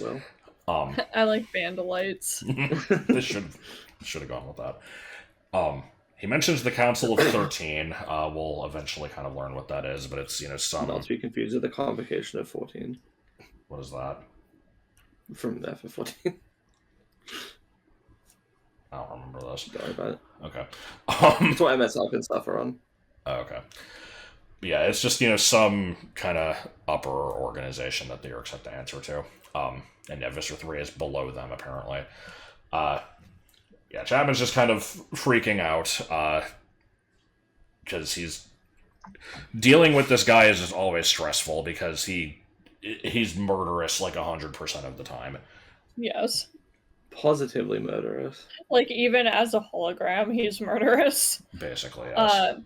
Also, it mentions that, like, Rachel is kind of able to smell the Yeerk's fear as a cat, and I'm like, that made me wonder if they could, like, use an animal with good scent to literally sniff out who might be infected with, like, a Yeerk. It would make sense. I don't know that they ever do that, but, there should definitely be a way to, like... Animal powers are wasted on the young. Right. Well, they got to use it to sneak into stupid shit. Or become a people not to shop at a store. Yeah. Like you're saying that. God, the opening of the next book is so stupid. But we'll get there. Dealing Dan Hawk here. So, anyway, the Visser hologram spots the cat and is just like, what is that creature? And you must kill it immediately. And so we have the, dramatic end of chapter moment. We'll come back to that later. And Chapman controller is like, oh, that's my the girl's the host's daughter's cat. It has to explain what a cat is, and I'm fascinated by the fact that he says "my" at first and then corrects himself. And I'm wondering, is that a habit from pretending to be Chapman, or is there a little bit of like becoming the mask going on, or whatever? Yeah, interesting thought. Yeah, you just said that escalated quickly. Proves she should have not come in the room, probably. Yes. And so, after, this sudden threat has emerged, she's been caught and everything, Rachel's way of dealing with this is to tap into the cat brain, who has no idea what's going on, in order to not show any fear, which is actually pretty clever. Yeah. She does a smart. Here we have just a great little exchange. It's like, it could be an Andalite, Visser 3 said. Destroy it. In response, I said, meow. Visser 3 glared at me. What is that? and then he's just Chapman follows it up with, I believe it wishes to eat. Yeah. I just love that. This fucking, this big imposing alien commander, and he's just like, meow. He's like, what is that? What is that noise? So, this little bit happens where the cat just kind of like paws at the hologram and is like, play fighting with doing it. Cat shit. Yeah, and so Visser gets he's amused by the cat's fighting spirit. It's just like, this is a great animal, but we should probably just kill it anyway to be safe. And Chapman's like, no, if we do that, it would upset Melissa. It would draw too much attention. He specifically says killing a cat is seen as a bad deed. He's not wrong. Yeah, and so he said, I like the idea of Chapman in his office. If someone comes in and asks for some academic advice or whatever, and then gives a teacher comes in to tell him something, and then he's just like, yes, and on his computer he's just looking up like, killing cats okay on Google. Let me check if this is kosher. Alright. So, Visser says, we'll let the cat live until we've resolved the matter of the girl. And Chapman mentions making an agreement with his host. All of this is left vague for now. Visser 3 seems to not care about honoring this agreement, whatever it is. Continues to demand finding the Andalite bandits. And then threatens Chapman by morphing into a monster that is capable of sucking a Yeerk out of its host body. Ugh. Yeah. Yeah, and I was like, I'm assuming the agreement was that we would leave Melissa Yeerkless then, or like let her finish school first or something. I'm trying to think of why he'd be like, oh yeah, I'm so willing to give myself and my wife over, but you leave my daughter out of it, which we kind of find out a bit later. Yeah, you were pretty much correct. I do like the thing you wrote though of let her finish school first and then we'll infest her. Yeah. Well, I don't know. He's the head person of the school. He is the assistant principal at the junior high, or I don't think they're in high school. He might care about that shit. I don't know. Yeah. Like if he's bargaining like a few years for her. Like while he figures something out. I don't know. Maybe. It's plausible. Shut up. I mean, I wasn't making fun of what you said. It was just I like the idea of it. So, I was confused about something here, which later gets clarified. But I was going to question whether Chapman, like the real Chapman, shouldn't he theoretically be able to hear all of this? Not that he's really in a position to do anything with that information anyway. And then I'm like, oh, but they mentioned having eaten his brain, so I guess he's dead, unlike other hosts, but also Rachel doesn't really react to them saying that, so I can only assume I'm misunderstanding here, which I was. I still don't know why they said eaten, that they had eaten his brain when they hadn't, but... I don't know what context this is. Is it also... my comment about that, like, so V3 says to Chapman's Yeerk that he gave you this Chapman body and fed you his brain. Oh, I'm like, is that literal? They're not eating the brains, right? Because that would be kind of detrimental if the host dies. So I think it was more like, I gave you a home than feeding his brain. Yeah, feeding... Either way, if you're going to threaten people, at least do it correctly. Listen, you one-eyed little cretin. Yeah, it was not literal. Yeah, he says, I fed you his brain in the sense of, like, you have been able to, take over the brain and read his thoughts and stuff. Like, Chapman's still conscious. Yeah, which becomes evident later, but... Right. But I guess that still brings me back to my initial point of, like, shouldn't he be able to hear this? I mean, he does, I assume. Yeah. Mm-hmm. So... Assuming he's not, like, clocked out. Yeah, I mentioned here, in the last book, we saw Visser 3 being a threatening villain towards the good guys. This is our first look at him being a threatening villain towards other Yeerks. Dude's just a menace.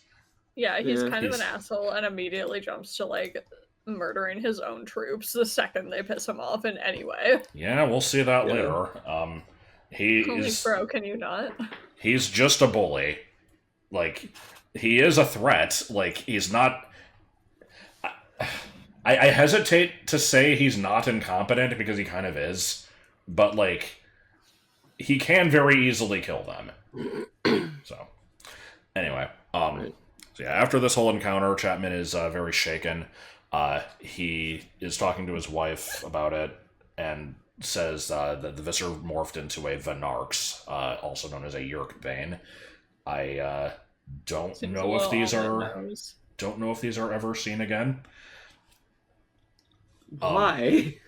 But fucking Nick has a great point here. Why don't the Animorphs or the Andalites fucking get some of those? Like, yeah, I'm like, sounds to me like the Animorphs need to take a trip to space and find one of those. Yeah, probably. Well, only one of them will get it. They don't wanna, all copy each other. So yeah, no. Everybody gets a different bird of prey. Except for two of you. Yes. You share. I only made 6 copies of the script, so George and Walter are gonna have to share. Anyway, so let's see. It's again, I'm forgetting some of the context. It just says the Yeerk and the hologram that the Visser showed earlier.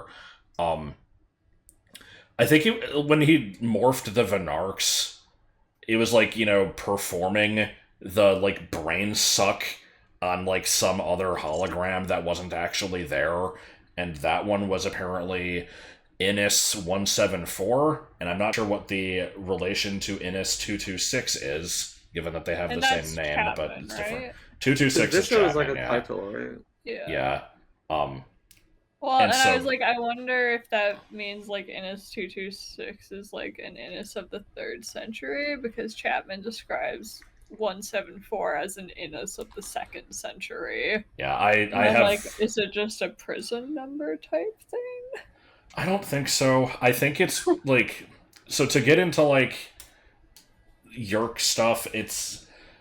We see a little bit of it. I don't remember a lot of the details, but, they are, very intelligent, conscious beings. It's just that without a host, they kind of can't do much. They can't see, they can't hear, they can't really... I think they have, like, some sort of, like, telepathic communication while they're in the pool together, but it's like, here's a bunch of blind and deaf slugs talking. What are they talking about? So, they kind of don't have, like, much of a personality. Most of the time, there's, like, kind of a hive mind situation. And so I think the reason a lot of them just have, like, a shared name with a number is because they're all just kind of, like, part of one particular, like, batch or something. I don't know if it's, like, what pool they came from, or if it's, like, they all split off from the same one. Because apparently they reproduce by, like, a couple fuse together, and then it, like, just kind of, like, they combine and then burst into several new ones. Huh. Like, it's weird. But, anyway. Yeah, there's just, they're talking about Visser 3 just, being horrible and everything, and Chapman very clearly hates him, doesn't want him to be in power. Right. You wrote here, like... Oh, yeah. Recruiting the villain to take on a bigger villain. I love that shit. Same. So, after this whole meeting happens, Melissa heads downstairs and is asking for help with homework. And both of the parents show no interest whatsoever. They're just like, you're smart, you can figure it out. And you know, they'll say things like, you know, like, oh, I love you, or whatever, or they'll call her, like, little, you know, like, sweetie, or whatever, but they very clearly don't mean it. They're just kind of, like, saying the words. And Rachel can notice this. Melissa has definitely noticed this, and that's why she's, you know, been so depressed lately. And so... Right. How to become an orphan without becoming an orphan. Yeah. So she goes upstairs and just kind of, like, you know, has a breakdown and starts crying in bed. And Rachel is there as the cat to try to give her comfort and, you know, is purring and stuff. And there's just kind of this, you know, sad little scene. She's just like, you know, why don't they love me anymore? And Rachel, of course, can't say anything, but is just, you know, trying to be there. Meanwhile, Tobias is just like, are you still in there? Like, what's going on? Like, why haven't you come out yet? You're running out of time. And she's just like, fuck off. I need a minute. And, you know, just kind of like stays in bed with her for, I think, almost an hour. Just like, it's just like, I need to do this. Yeah, which is a good choice. Yeah. Good choice, Rachel. And, we have a nice passage here. Just in narrations, she says, next time Marco asked why we're fighting the Yeerks, I knew I would have a whole new answer. Because they destroy the love of parents for their daughter. Because they made Melissa Chapman cry in her bed with no one to comfort her but a cat. It was a small answer, I guess. I mean, it wasn't some high-sounding answer about the whole human race. It was just about this one girl, my friend, whose heart was broken because her parents were no longer really her parents. Yeah. Very good shit. Yeah. Like, I didn't have a lot to say about this chapter, despite it being very thought-provoking. Like, I only wrote, like, a few little comments, but, like, Melissa's going through some shit. Like, her parents are very clearly not who they used to be, and she doesn't know what to do about this. She clearly doesn't feel like she can talk to her friends about this, because Rachel's also been pulling away from her. Not for any real reason, just because she's, like, kind of dealing with having to save the world and aliens, and that's, like, a lot of shit to think about, too. So, like, I'm glad that Rachel is still being there for her, right, even though she doesn't know that she's being there for her. Yeah. So, let's see. Yeah, like I said, I'm trying to... I think we're gonna hit the 3 hours again. We're at an hour and 40. God.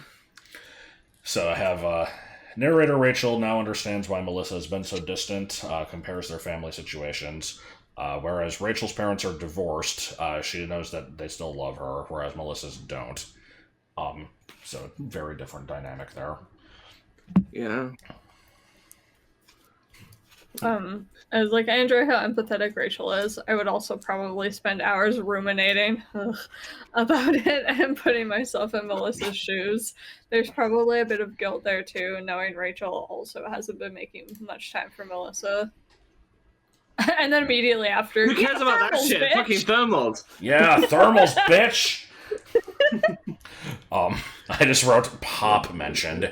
It's just some line from Tobias, kind of like, you know, thinking about being human again. It's only been like a week, but obviously he's already really missing it.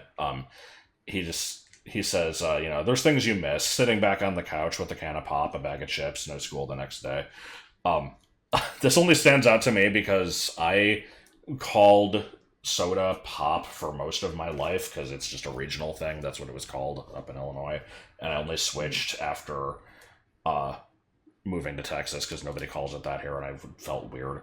There was definitely an in-between period where Martin made fun of me for calling it pop because it was from Washington and they didn't call it that there. But pop is a stupid name for a thing, but I like it. I like dumb names for things.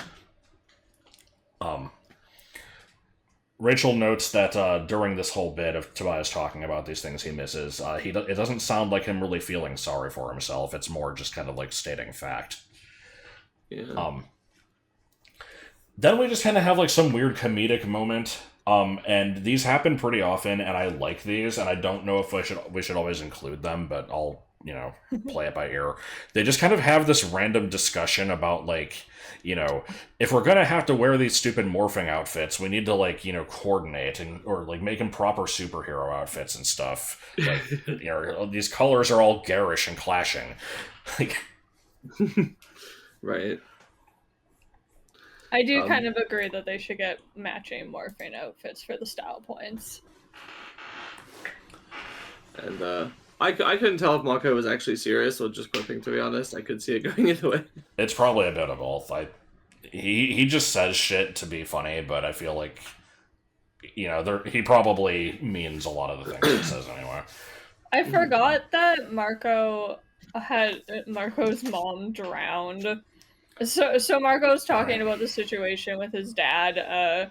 Both Jake and Rachel wanted to tell him to like deal with it, but Cassie intervenes and says that spending time with family is important too, so they don't lose sight of who they're fighting for. And I was like, if this was an adult book, Marco's drowned mom would come back as a Yeerk just to traumatize him. Yeah, be a little bit Darth Vader-y, but I can't remember if it's later in this book or if it was last book, but it was like, if they could come back as like people who had died, like if the host body didn't need to be alive, that would be like incredibly more fucked up. Yeah, I'm pretty sure that's not a thing they can do, but it would that would be scary if they could, you know, basically just pilot zombies. This is a thought I'm only just having now, but like I actually, this is kind of dark, but I almost feel like there's an extent to which there's I can imagine, I can definitely imagine not feeling this way, but I can also imagine if somebody felt some comfort knowing, like, you know, the mother they always knew was probably really a human and not ever a Yeerk, and, you know, they can trust in that at least, even if she's not there anymore. I don't know. Yeah. So, you know, this I don't remember what they were doing during this whole conversation with the morphing outfits and shit, but either way, you know, they're just kind of discussing what they've learned or whatever, and Rachel decides to spy on Chapman again because she wants to find information on the Kendrona, which, if you don't remember, is the device that is somewhere in the city beaming, like, some sort of rays into the Yeerk pool that, like, keeps them alive.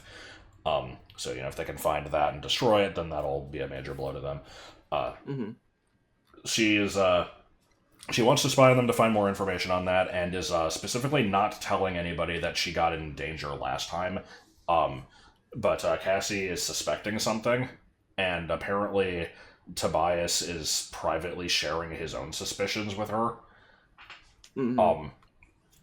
But yeah, she just kind of doesn't want to worry them, which I guess, like you said, ties into the whole rapist experience earlier. Yeah.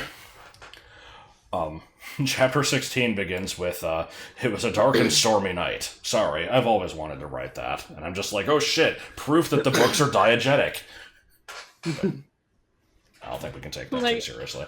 Both this and the first book had one single instance of, hey, remember that this is, like, actually being written by the person. What was the one in the first book? I don't remember.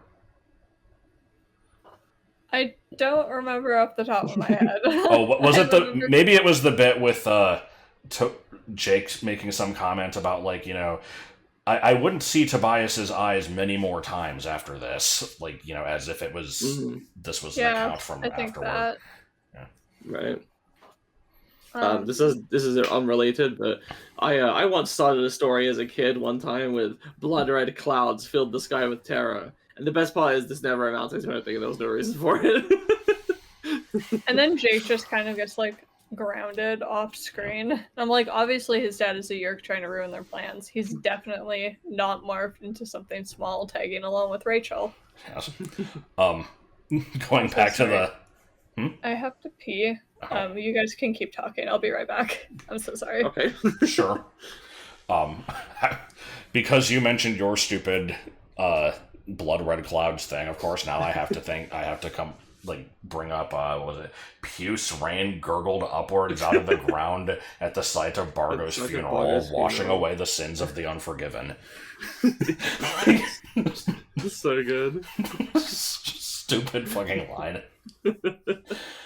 I love it.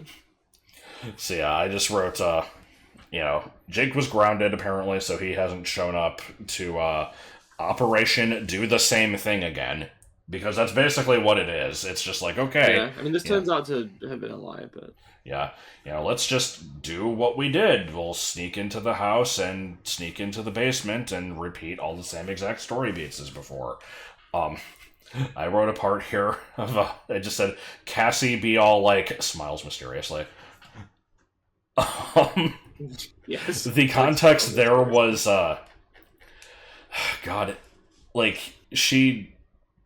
After Rachel morphs... Hold on, let me find the part. It was, Yeah, here we go. Yeah, after she morphs, she's just like, be careful, and then it says, and then she stroked my back. I started to move away, but she kept her hand on my back for a few seconds. Then, smiling mysteriously, she stood up.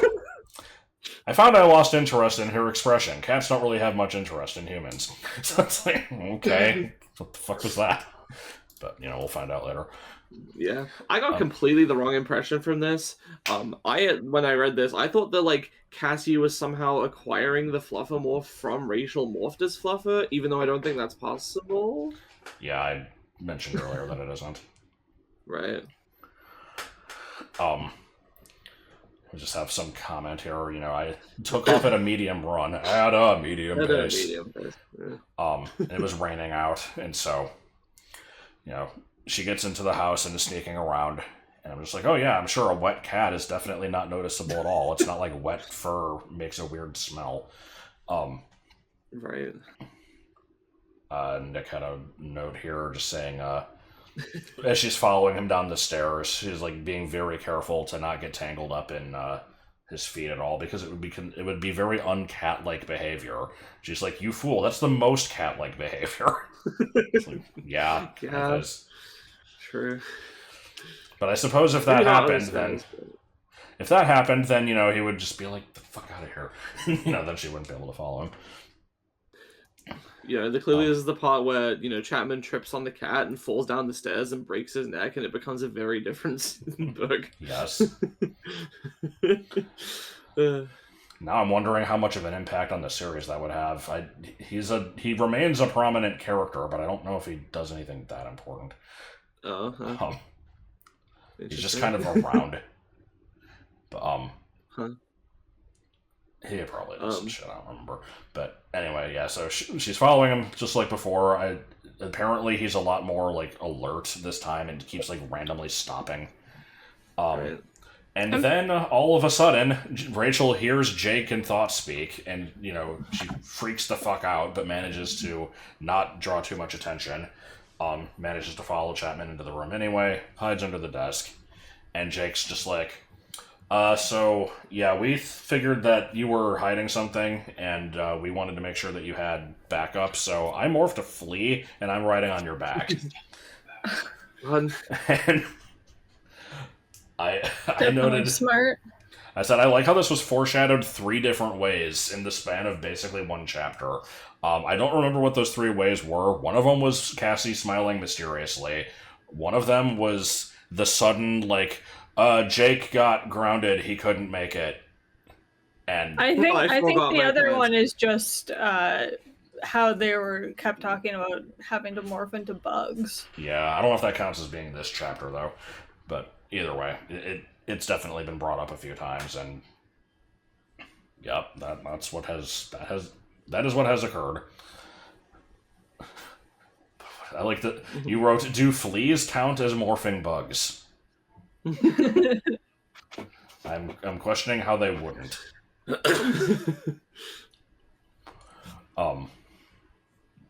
Couple things here before we reach 17. Yeah, I said Jake really should have picked up at a time to tell Rachel, which, considering he can't see where they are, I guess probably should have been before the mission to avoid surprises, but I know that they would have, expecting her to complain, so I don't know, it's a mess. Yeah, that was not exactly the best timing to be like, hey, so, like, what's going on? Yeah, I don't know if there's a good way to handle that. I'm suddenly reminded of a part in Deathly Hallows where they're trying to steal the locket from Umbridge in the Ministry, and Harry is in the invisibility cloak, and just kind of like gets right behind Hermione, like when she's like, next to Umbridge, trying to like, I forget what exactly, like, she's like polyjuiced into some other person, just, trying not to be suspicious. He just gets right behind her and it's just like, I'm behind you. And so she like jumps fucking foot in the air. And it's just like, dude, you could have found a better way to do that. But No. Anyway, Jake comments, the flea has very limited senses. It can't see for shit, and basically the only thing it's good at is, like, it can sense temperature, and, because it's there to suck blood off the cat or whatever. Gross. And it also basically had no mind at all to overpower, so that it was just very chill. It wasn't like the shrew or anything where it was, panicking and constantly in danger. This thing is just... There's just nothing. Makes sense. The thing is the size of, like, a crumb. I like that everybody was like, nah, Rachel's full of shit and plotted against her going alone. Like, they're right. Yeah. Yeah, Tobias was worried that Rachel wasn't telling them everything, so they had this backup plan. And then as soon as Visser 3's hologram shows up, Rachel admits to Jake that she didn't tell the others about being seen last time. And Jake just kind of loses his shit. He's just like, then why did you do it again? Like, what are you doing? And, like, with even worse of a plan this time, because, like, last time she just kind of, like, stood behind him and hoped he didn't turn around. This time she goes, like, under the desk right by his feet and just, like, sits there. And I'm like, if he moves at all, he's gonna kick her. Which is what happens. Which literally is what happens. So Chapman controller starts talking to Visser 3 and explaining, the situation, and mentions the sharing, and then explains what the sharing is. And I know it's just here for the people starting with this book for whatever reason, but it's very funny to me. He's like, by the way, he doesn't know, but I mean, he's kind of in charge of this invasion. He's in charge of the operations, yeah. Yeah, like, I'd think he would know. So yeah, the meeting, again, starts basically the same as last time. Visser 3 is just yelling at him, like, you didn't find the Andalite bandits yet! And how did they obtain such powerful morphs? These creatures aren't native to this part of the world. And, just being... Have to explain the concept of zoos to this alien. And then he mentions, we need more controllers to guard the Kandrona. It sure would be convenient if they happen to talk about where it's located, but they don't. Apparently they have like an FBI agent that they've recently infested. I'm just like, at least they haven't grabbed any math teachers yet. Yes, or firemen. I was saying, frankly, I would be surprised if they didn't already have like at least a couple of world leaders outright at this point, with how easily they're able to blend in and infiltrate. Like, yeah, I think at this point they're still pretty small scale. I don't know if they've really left this city. Okay. There is definitely threat of that later, though. So yeah, they're listening in on the conversation, and before anything actually useful gets discussed, Chapman accidentally kicks Rachel, blows her cover, and Visser's just immediately like, yup, capture it, it's an Andalite. We're gonna torture information out of it. So, well, fuck. Which, like, you know what? If this guy knew anything about cats, he would know that any cat worth its salt wants to be behind any closed door that some dude's behind, and it will be relentlessly there no matter what you do. That is... I didn't think about that. That is absolutely true. Muffins does that shit constantly, because right? I keep God forbid I go to the bathroom. Like, Christ. So... Joel has to leave... You might be gone forever. Yeah, so our cat just likes to wander around freely and hates closed doors. Joel has to keep his door open because the litter box is in the bathroom attached to his room, so that needs to be accessible. I always try to keep my door closed because I do still have cat allergy. I don't like him getting on my bed and getting his fur all over it. But that does lead to him sitting outside my door whining occasionally. And on the occasions that I do let him in here, he will then immediately walk over to my closet door and whine in front of that one. Well, he wants to be in there with whoever's there. And every morning when I take a shower before work, I will come out, and he has been sitting there the whole time. I will open the door, he darts in, immediately jumps into the tub, and just starts licking up the water. It's like, you are so weird. Why do you do this? You have a water dish. But he likes licking... condensation, Yeah, he always licks the side of, like, the outside of glasses. So weird.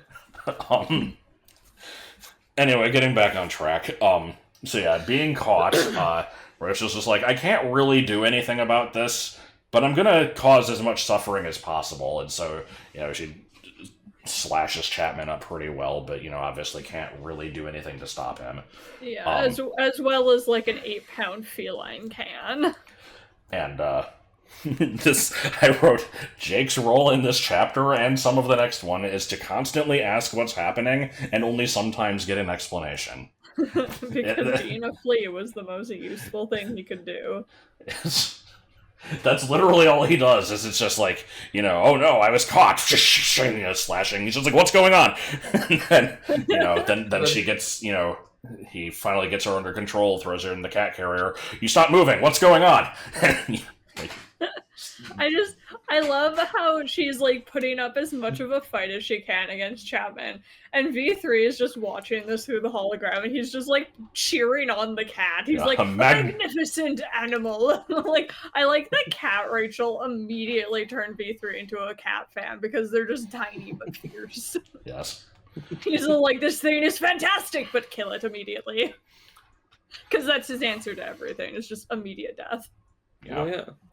So, he says to kill the Andalite if it tries to demorph, to bring it and Melissa to him at, quote-unquote, the nearest landing site. Whatever that means.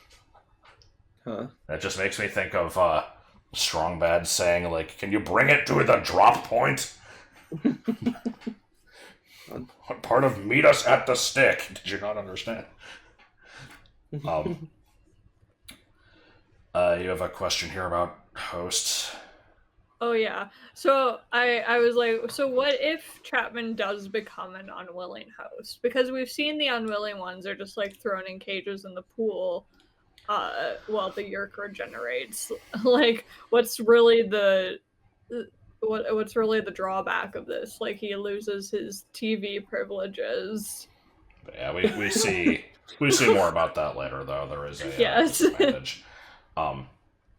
And so, yeah, this is in response to Chapman is, he's basically just like, if I don't want to bring Melissa to Visser 3 because the host will become very uncooperative and hard to deal with, is how he phrases it.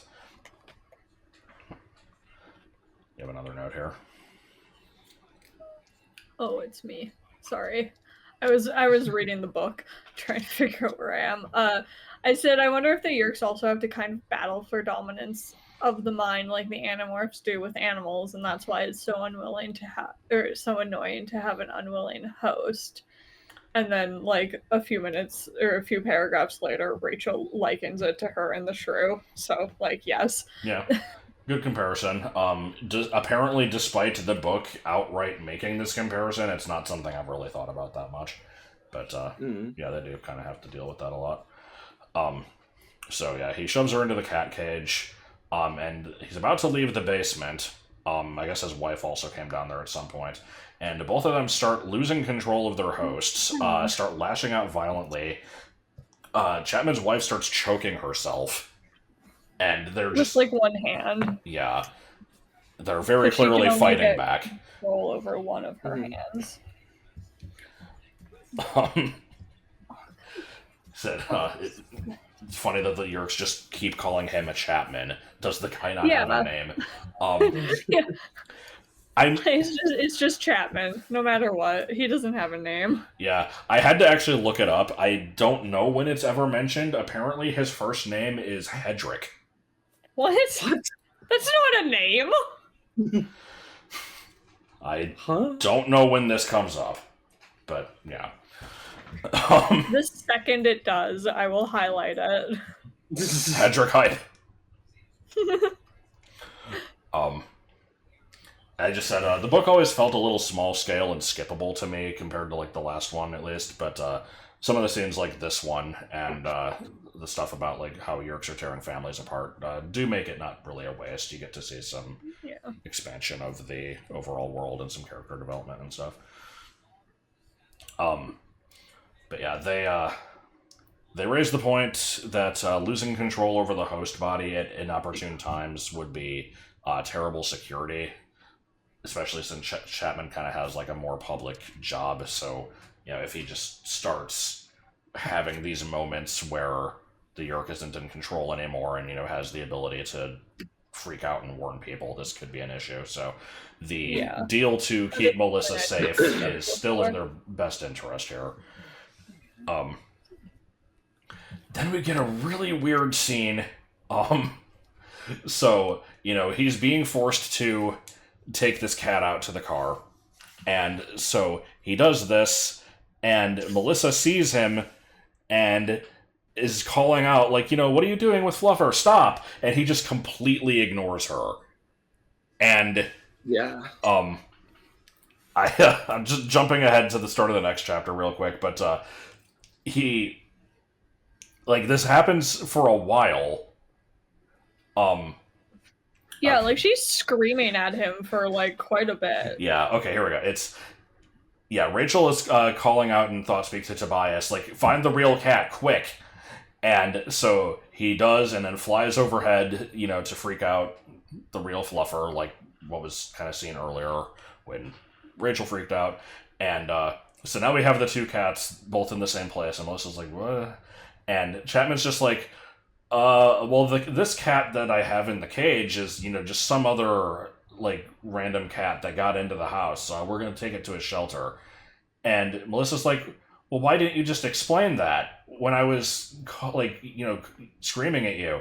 And he claims I didn't notice you.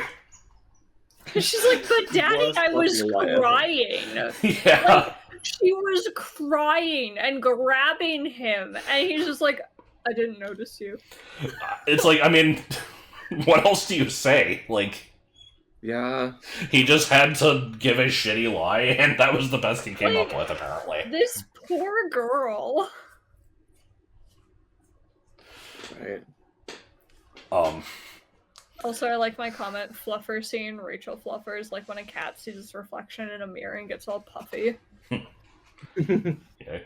I have the two Spider-Man, like, pointing at each other image, and I'm like, I wonder how many times I'll get to bust this one out.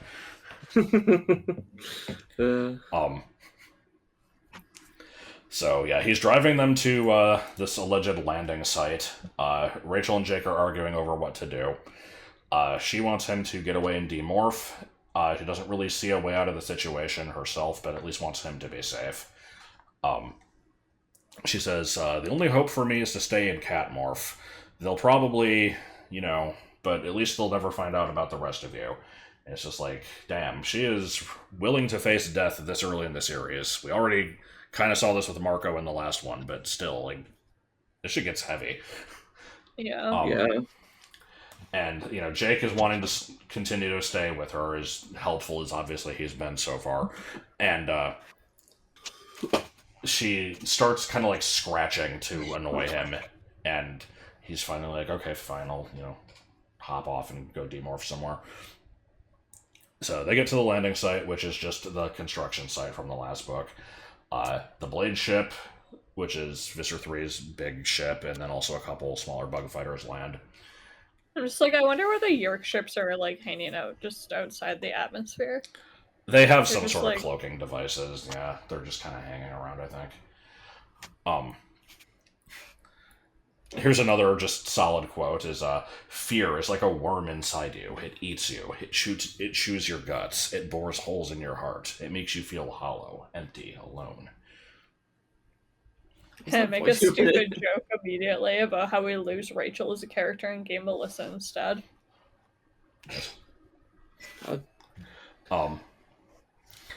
Rachel apparently, like, observes Visser 3 radiating evil. This is... I mentioned this last time. It makes me second guess myself. I always kind of looked at this as, like, just sort of a literary thing of, like, they know the guy, so they, just there's always this sense of dread around him. But I do wonder if he's, like, actually somehow doing that. I don't know. It's interesting. Yeah. I believe you have a note here, and I think the context is in regard to the claws or something of one of the. I think it's the Hork-Bajir being described as killer salad shooters from hell. I had to look up what a salad shooter was. It's like, I think it's like a kitchen gadget that chops stuff up really easily. Is it a common, like, generic term over there, or? It probably was in the 90s, at least. What, like a slap chop? I think it's kind of like that. I am Vince with slap chop. You're gonna love my nuts. I think it's just kind of like this little... I don't know if it's the one that you just push down and it chops shit, or if it was like that's the slap chop. If it was a motorized one, or you just put stuff in it, it's like, just chops it really quick. I think people just call that food processor now, right? Yeah. Maybe. I'm looking at the slap chop process. I'll watch it later. Anyway. I'm like, so, like, not to try and get Rachel in more trouble, but if I were the Yeerks who captured an Andalite, I'd want to make it a host rather than kill it. Seems like it would be more useful to their ultimate goal. Unless V3 is a gatekeeping asshole and wants to be the only Yeerk who can morph. And, I said, it's a little of both. They would like to use them as hosts, but you can't really infest something in the morph. You'd have to infest the original body, probably. I don't know exactly what I meant by that. I think it's more so, like, depending on what the creature is, like, if its brain is too small, maybe. Yeah. I mean, yeah, good luck trying to fit a rat-sized slug into the head of a cat. Right. There's also the thought of, like, if you were... never mind, I'm not going to finish that thought because I just immediately thought of an answer to it. But anyway, I said most Andalites, and the Animorphs for that matter, would prefer being trapped in Morph over being taken by the Yeerks. But as far as Visser 3 being a gatekeeping asshole, the only one who can morph, I just said, he likes being the top shit dog on campus. I had to use that phrase. Yeah, I don't remember if that's an actual phrase that anybody... It's something... Dante told me, but I don't remember where she got it from. So as for the... as I had a note here about the private message thing that was questioned earlier, this makes me think of it, because Vis 3's like talking to those around, and Rachel can hear it, and it's like... It's questionable to me, because like I feel like you would be communicating directly to Chapman controller via a private message instead of publicly broadcasting the whole conversation. It's just bad OPSEC, like. Unless it takes like more mental energy to like privately do it, like it might not be. I kind of doubt that. My read is just that he doesn't care because he's cocky or whatever. Yeah, pretty much. He's just very brash and I don't know.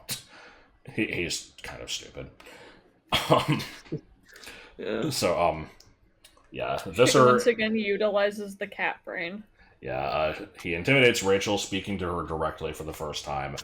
She almost immediately cracks under pressure from some sort of like weird force of will that he's emitting, but manages to let the cat mind take over to, kind of make things easier because the cat doesn't see him as a threat. It's not a natural predator. It's just, some weird, blue horse thing. I don't care about this.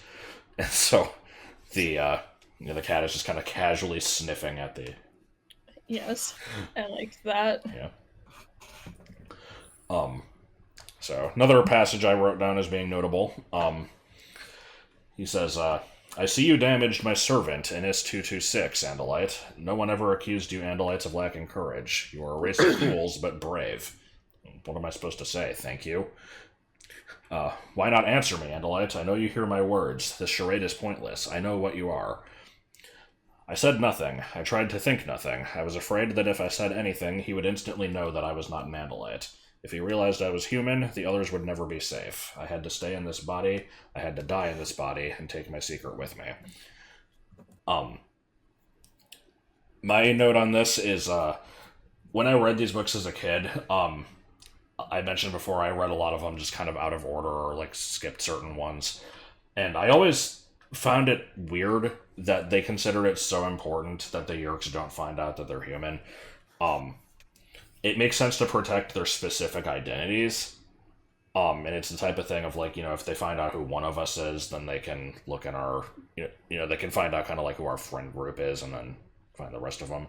But as far as, like, not basically hiding the fact that they're human at all, I'm pretty sure that's just kind of like an intimidation tactic, because the Yeerks will have much more of a reason to be afraid of these trained Andalites than just, like, some group of kids. So they're basically trying to make themselves look scarier than they are.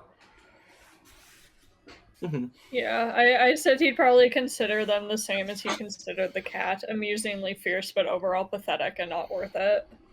Yeah. So apparently, again, I don't remember the exact context here, Visser 3 notices, like, oh, right, I told you to bring the girl, where is she? And then,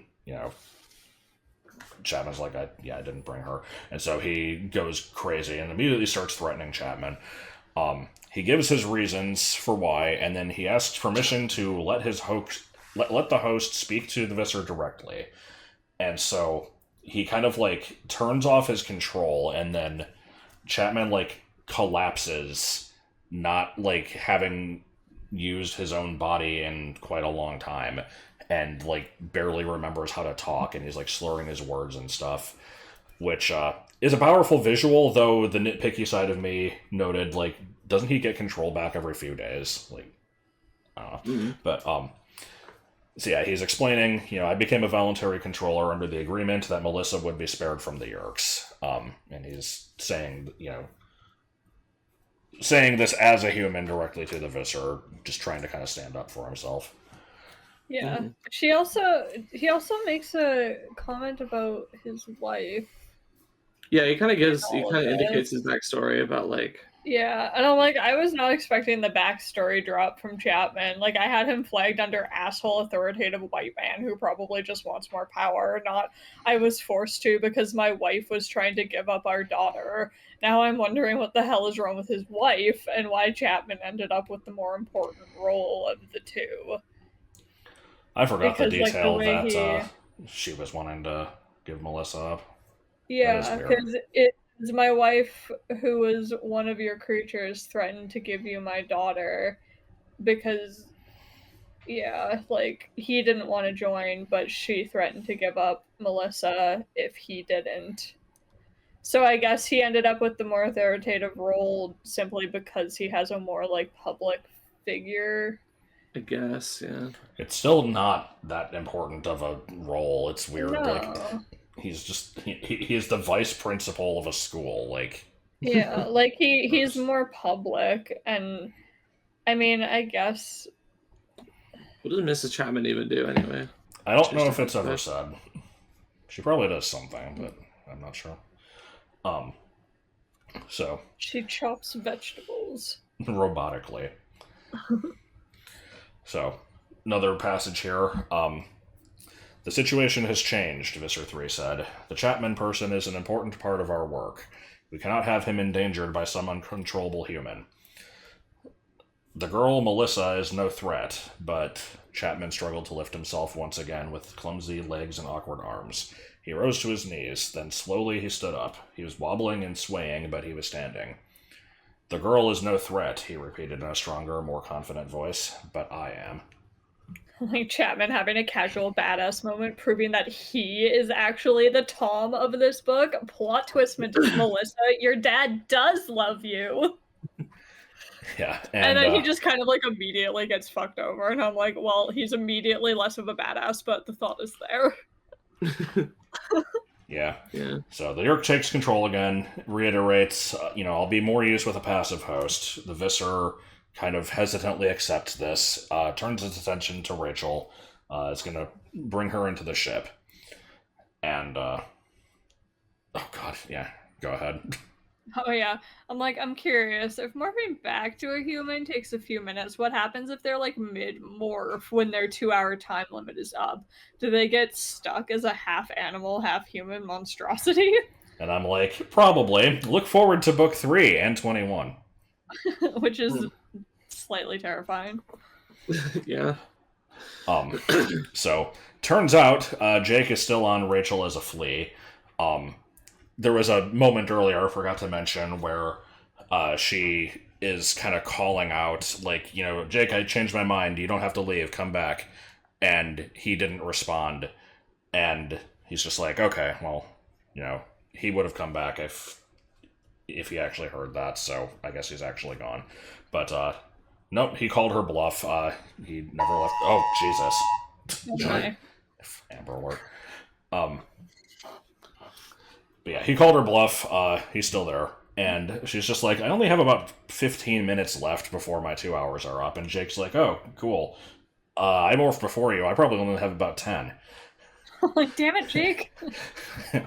Yeah. And this, I've just put, I guess Rachel doesn't know Jake as well as she thinks she does, because she was like, oh, he definitely would have, indicated he was still here earlier with my bluff. And no, he didn't. He called it. So... It's interesting. Apparently Marco and Cassie are around somewhere. We're gonna see signs of them being around very shortly. And then things get really, really dumb. Yeah. I was like, dumb action for a bit here. Yeah, the book was getting pretty good there, but my god, this last part. So, I think the notes might be out of order here, but so the ship has already landed. They were going to bring her on board. Jake is like, I need to do a double morph, which you questioned what this meant, but yeah, he's going to morph what the fuck do you mean double morph? He's going to hop off, try to get far away, morph human, and then tiger. So what happens here is Cassie or Marco turned on a bulldozer. The book keeps calling them earth movers. I guess these are synonymous, but I've never heard them call that before. But yeah, he turns this thing on and has it start moving towards the blade ship on its own. Visser 3 starts freaking the fuck out. Like, somebody stop that thing! Oh my, this thing is heading towards the ship! And it's like, this fucking blundering piece of machinery is heading towards your space age, what is this gonna do? So he orders the crew to take off. Apparently. Yeah, he orders the crew to take off. One of the taxons, in its own, little type of language, is like, it'll be about 2 minutes. And he's like, this is too long! And it fucking immediately kills him. And it's like, because, he wasn't evil enough. We have to pull this shit of let's just kill random henchmen. Yes. This also introduced... stressed! Yeah. This introduces us to something I don't think we saw before, that taxons are cannibalistic and also have a constant hunger that is uncontrollable. And so as soon as the one dies, a bunch of other ones just swarm into a feeding frenzy. Yeah. So yeah, Jake starts morphing tiger. Rachel starts demorphing inside the cat carrier just enough to kind of get a hand out to unlock the cage. Odd, but okay. You asked that, did the tiger reset his morph timer, and yeah, it would have, because he became human between. But Rachel only half morphed, so her timer is still, still ticking. Yes, I like that you clarified that, and then in my notes, I'm like, I appreciate that clarification. Yeah. So, Visser 3 is still screaming about the bulldozer, which has, still not reached the ship, apparently.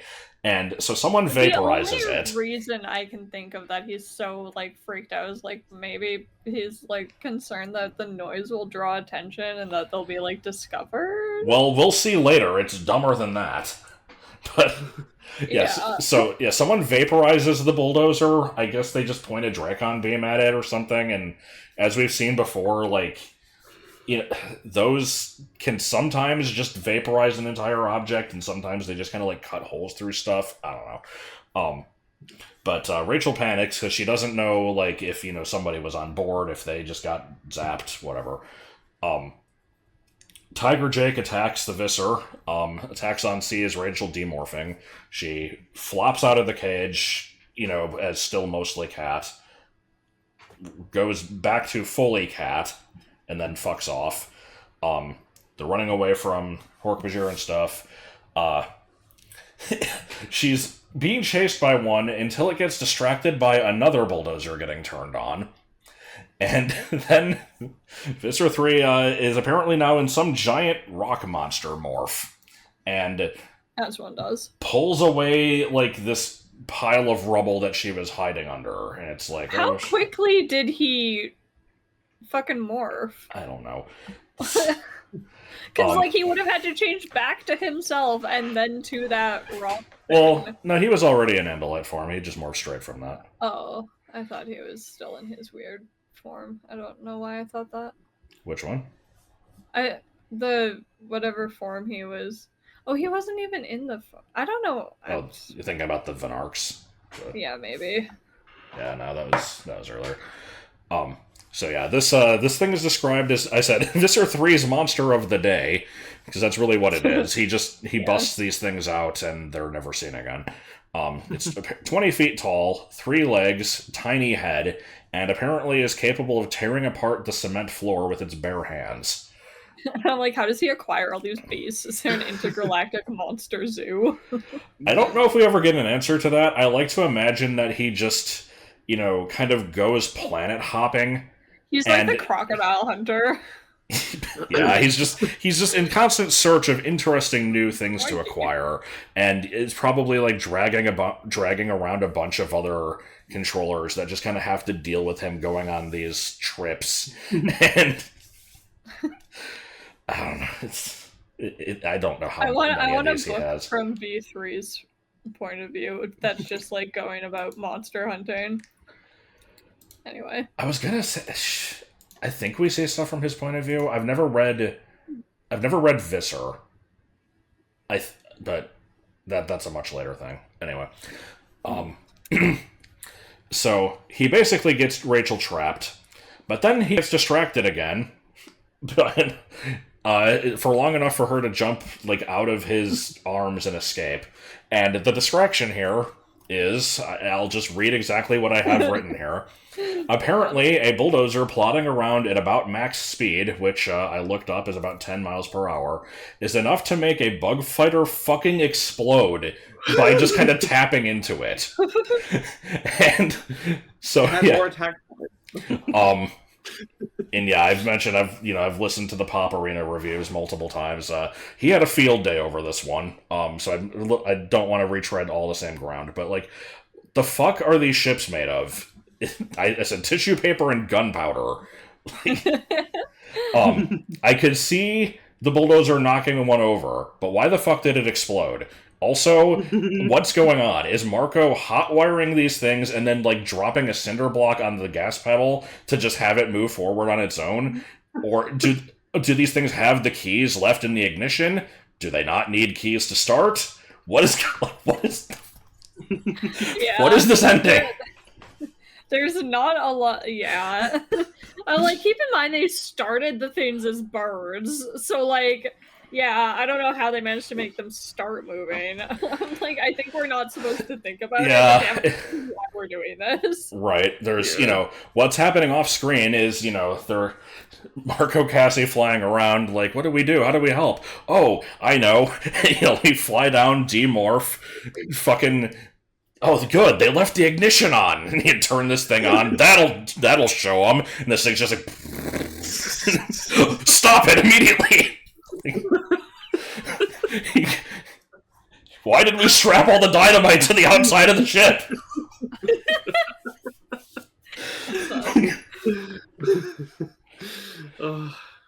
Like, what the fuck? Also, like, how did they get back now?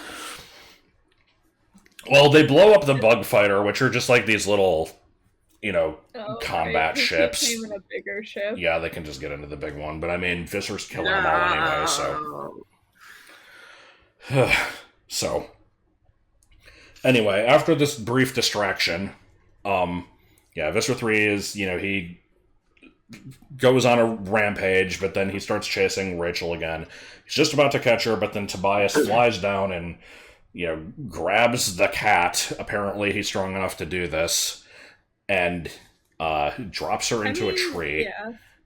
Hawks can carry away cats. Damn. Yeah.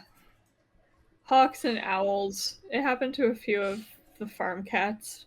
Before I was born, I just was told stories of it, and it made me sad. So I guess now I'm sharing that and making everybody else sad. That is sad. I can see it for like a kitten, which I mean is it's kind of sadder, but like I'm imagining like a fully grown cat. I don't know. Muffins is fat ass. He's very heavy. I don't think he could get grabbed by an eagle. Yeah, probably not. So yeah, she gets dropped into the tree, manages to demorph in time, and then just kind of watches rock monster Visser rampaging around, killing his own henchmen, being an asshole. Everybody else, not helpful. Everybody else got out okay. It is not really explained what Marco and Cassie were doing. We're just kind of left to imagine it, but yeah, at least one of them was a bird at some point. Mm-hmm. I think they both were, because they mentioned something about both of them having feathers. I don't remember the specific line. So, final chapter, which is, 2 pages, or maybe 1. Rachel leaves Melissa a note in her locker, which says, "Your father loves you more than you will ever know, and more than he can ever show you. Signed, someone who knows."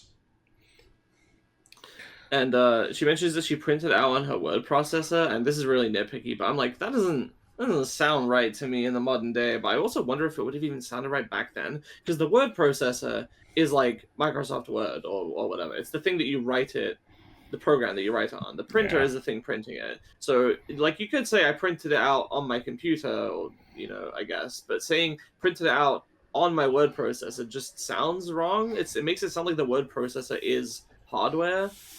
Like it's a typewriter. Yeah. Yeah, I don't know. But yeah, I agree with your note here. Oh, mine? Yeah.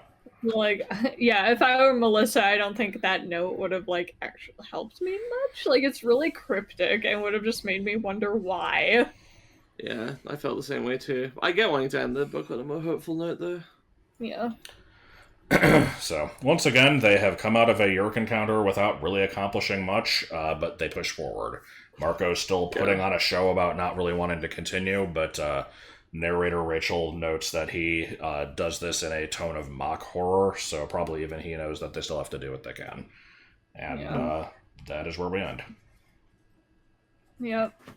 It's been about 5 or 6 weeks since they've become Animorphs in the timeline of the 2 books, and they've already Has it died. Has it even been that long? I thought Tobias has only been trapped in Morph for like 1 week. I don't know. I think it's been like 2 or 3 max. But I thought there was 3 weeks between the 2 books. I don't know. I could be forgetting, but it doesn't matter too much. Either way, yeah, they've almost died twice, and maybe like book 1 was over 3 weeks or something. Yeah. Yeah, and then the PDF had 24 chapters, and there's only actually 23, and chapter 23 is like half of a page, and easily could have been tacked on to chapter 22. It's like, the chapter delineation is very arbitrary. The pacing has been weird in general throughout the books, with where chapters are broken up, but this one was especially abrupt. I'm like, why is this it? Yeah. Oh well. But, yep, that is... That's all we got on this one. Yep. We took 2.5 hours, and if we're gonna talk about any comments, then that'll take up some time. Yeah. I'm not really sure. Like, that we actually got a ton of comments. It's been really quite a big reception. Yeah. Thanks, James. There were a lot from. Do you want to mention the book club? So I have a book club that my lovely friend James started. And I joined that on the stipulation that we read the book that I was currently obsessed with as the first book. So I got everybody else obsessed with that book as well. Or at least I got James obsessed with that book as well. What but book then was it? Dungeon Crawler Carl. I've talked about it before, I'm sure. Okay. Not important here. Anyway. I just figured you might as well give it a shout out. Yeah, it is a very good book. It's really funny. But we have a page where we talk about like what we're currently reading, and we were talking about series lengths, and he brought up Animorphs, and I'm like, well, actually, I'm currently doing an Animorphs podcast, and they're just like, share it here, and I'm like, oh god, okay. I didn't think that people would actually be interested in hearing us talk about Animorphs for like 3 hours, but you know, it makes good background noise. Yeah, definitely. As long as there's no like constantly going on. Oh my god. I think in this one it was not as bad. I've been looking at my mic. I didn't really notice it. I noticed chair squeaking like one time, but it was like very brief. Right. So I think a lot of the comments on at least part 0 that I'm looking at are just kind of people talking about their own personal experience with the series, even if it's just like, I always used to see these at the book fair or whatever. Yeah. Yeah, I remember a few people being like, you know, I've seen these books around and never knew what they were about. Definitely didn't imagine this. Yeah. I wouldn't have, probably, before you told me about them a few years ago. Yeah, no, they're like definitely interesting. There is some serious topics that get brought up, and some... Then there's like... bulldozer antics. Yes. There's also bulldozer antics. Right. But then there's also kidnapping.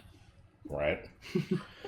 There's one comment here. One of James's ones mentions that, you know, it's important to make especially long series accessible by giving extra description for not just new readers, but people with poor memories, people live reading the books when there might be months or years separating them, which is fair. I hadn't thought about, you know, the real world time of it, I guess. Yeah, I mean, you got to keep the recap in there. It's just when you read a bunch of these back to back, it gets kind of annoying. But what can you do? Mm-hmm. Yeah. Let's see what's going on with the next book. We got our first. It's the Tobias book. Well, I only looked at part 0. I got to look at the part 1. Okay. Oh god, it's 27 chapters. Okay, it's going to be like 3.5 hours. Let's prepare for that. Well, let's see. Is the length really that much different? Because this last one was 72 pages. It's 65 pages. Oh, good. A lot of one chapter or one page chapters in it, I guess. I don't know. I will give my teaser for that in a bit after you check comments, I suppose. There's one from Jordan is Sportmaster 97, right? Yeah. He commented about the bit about like, I was surprised that they could so easily get away with skipping classes or whatever. He's like, if school's anything like my high school, you could literally just walk out the doors and nobody would ever say a word. And you know, he would just come and go, like he was cool with the teachers. There's a longer comment. One time he like went to get lunch from McDonald's or something, and one time he even saw like the school cop there, and he didn't even look at them. So. Yeah, it's, you know, I believe my stance on that was just like, well, how do you get away with it? And then, but, you know, in fairness, I never tried. Maybe they really don't care. So. Yeah. At my school, you definitely couldn't get away with it, because the only way in or out would have been through, like, the way you would normally enter the school would be, like, locked as soon as, like, the first tutor period started, which is sort of like homeroom. Like, they would be locked until the end of the day. Well, yeah, but like, how would you leave? Because like I said, the entrances and exits are locked, except for like the main reception where the receptionist would see you. I mean, I only like would skip for a class, and then I would go to my next. Well, sure, but I mean, I get, you know. But also, we're also talking about leaving. We could just walk out the door. Like we had spare periods at like random times. So like, if you had a spare period, you were allowed to leave. Like. I don't think any of my schools locked the doors. So. Spare periods weren't really a thing here, so fair enough. At least I don't think so. I had a couple of them. I mean, like if your teacher for the next class marked you absent, like they would call your parents. Like they would call home and be like, "Hey, not in school. What up?" Mm-hmm. But like that would usually be at the end of the day. In grade school, it would be at the end of the day, and then sometimes I would still be home, and they would call before my parents got home, so I would answer the phone, pretend to be my parent, and be like, "Oh yeah, she was sick. Sorry." Mm-hmm.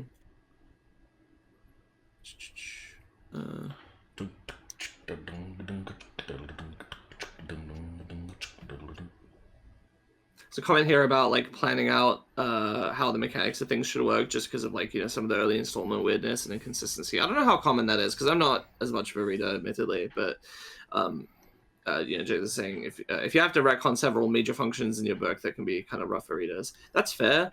I do wonder, like especially, I can't imagine the whole. Obviously, there's like 60 books. I'm sure that not all of them were planned out, especially since some of them weren't even written by Applegate. But even like the main plot, I wouldn't be surprised if it wasn't all nailed down and all the specifics nailed down beforehand. I don't know how common it is to necessarily do that as opposed to letting it play more naturally.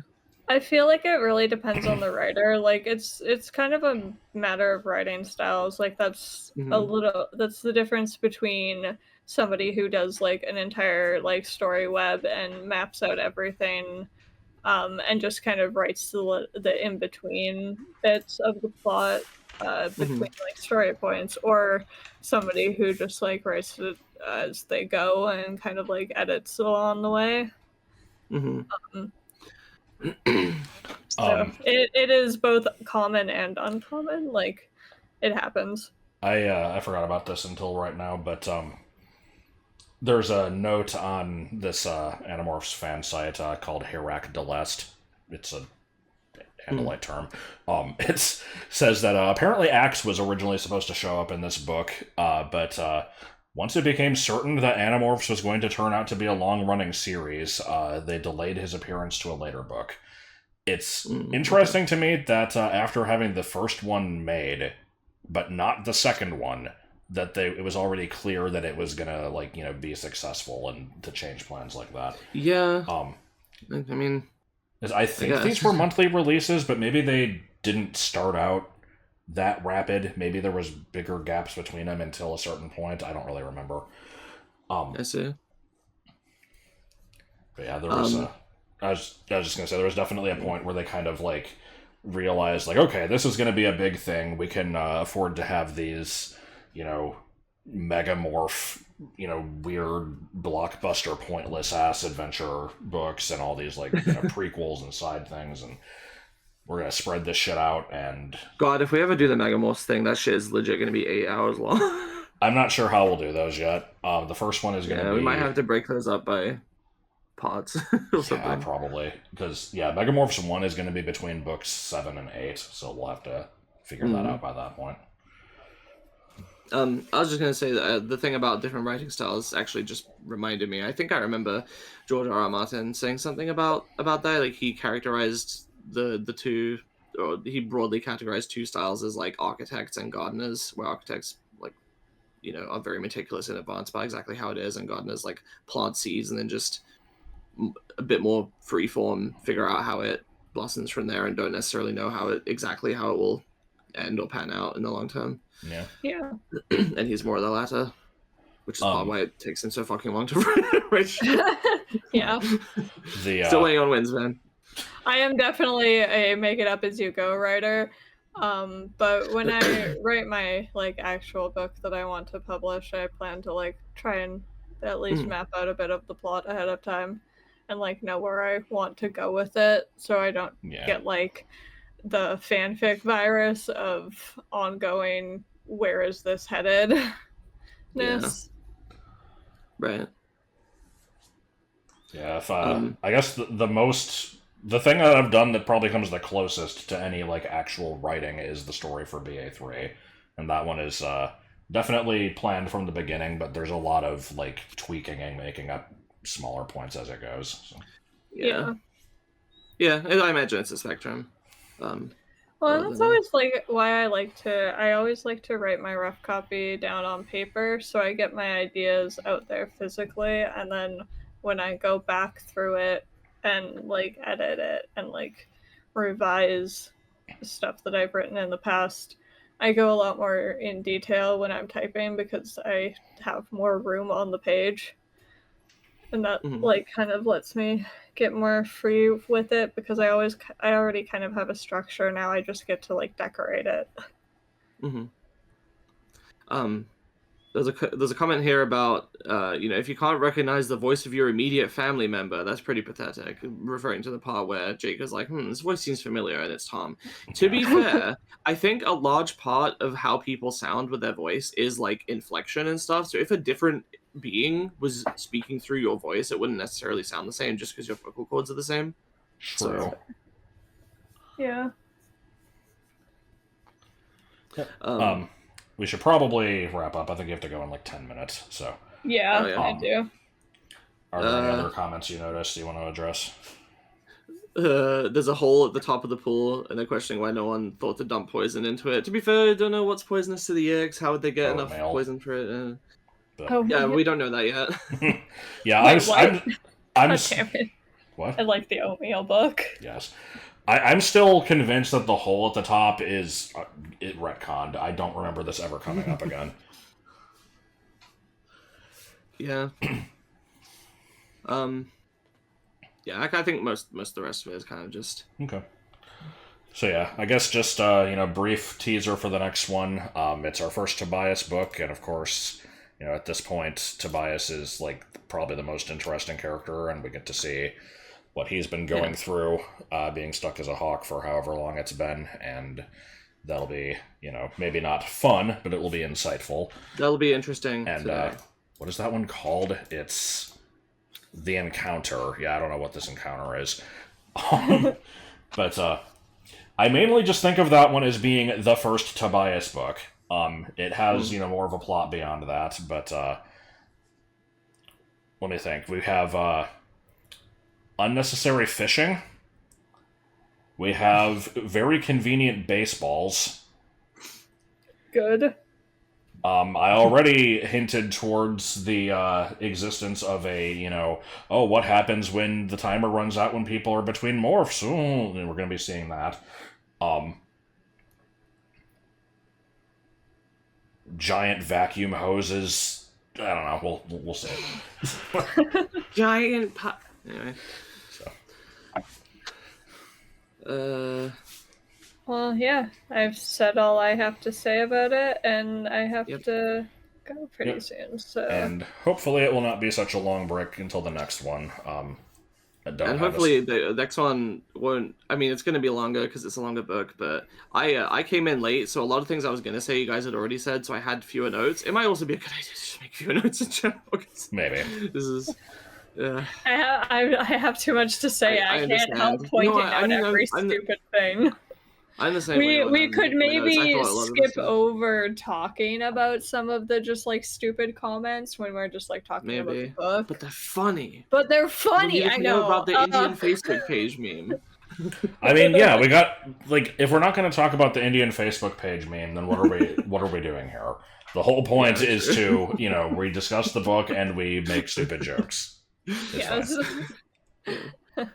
Alright, well, this was fun. I had a good time. Yes, me too. Thanks for listening. Deal and Dan Hawk here. Good to see that next time.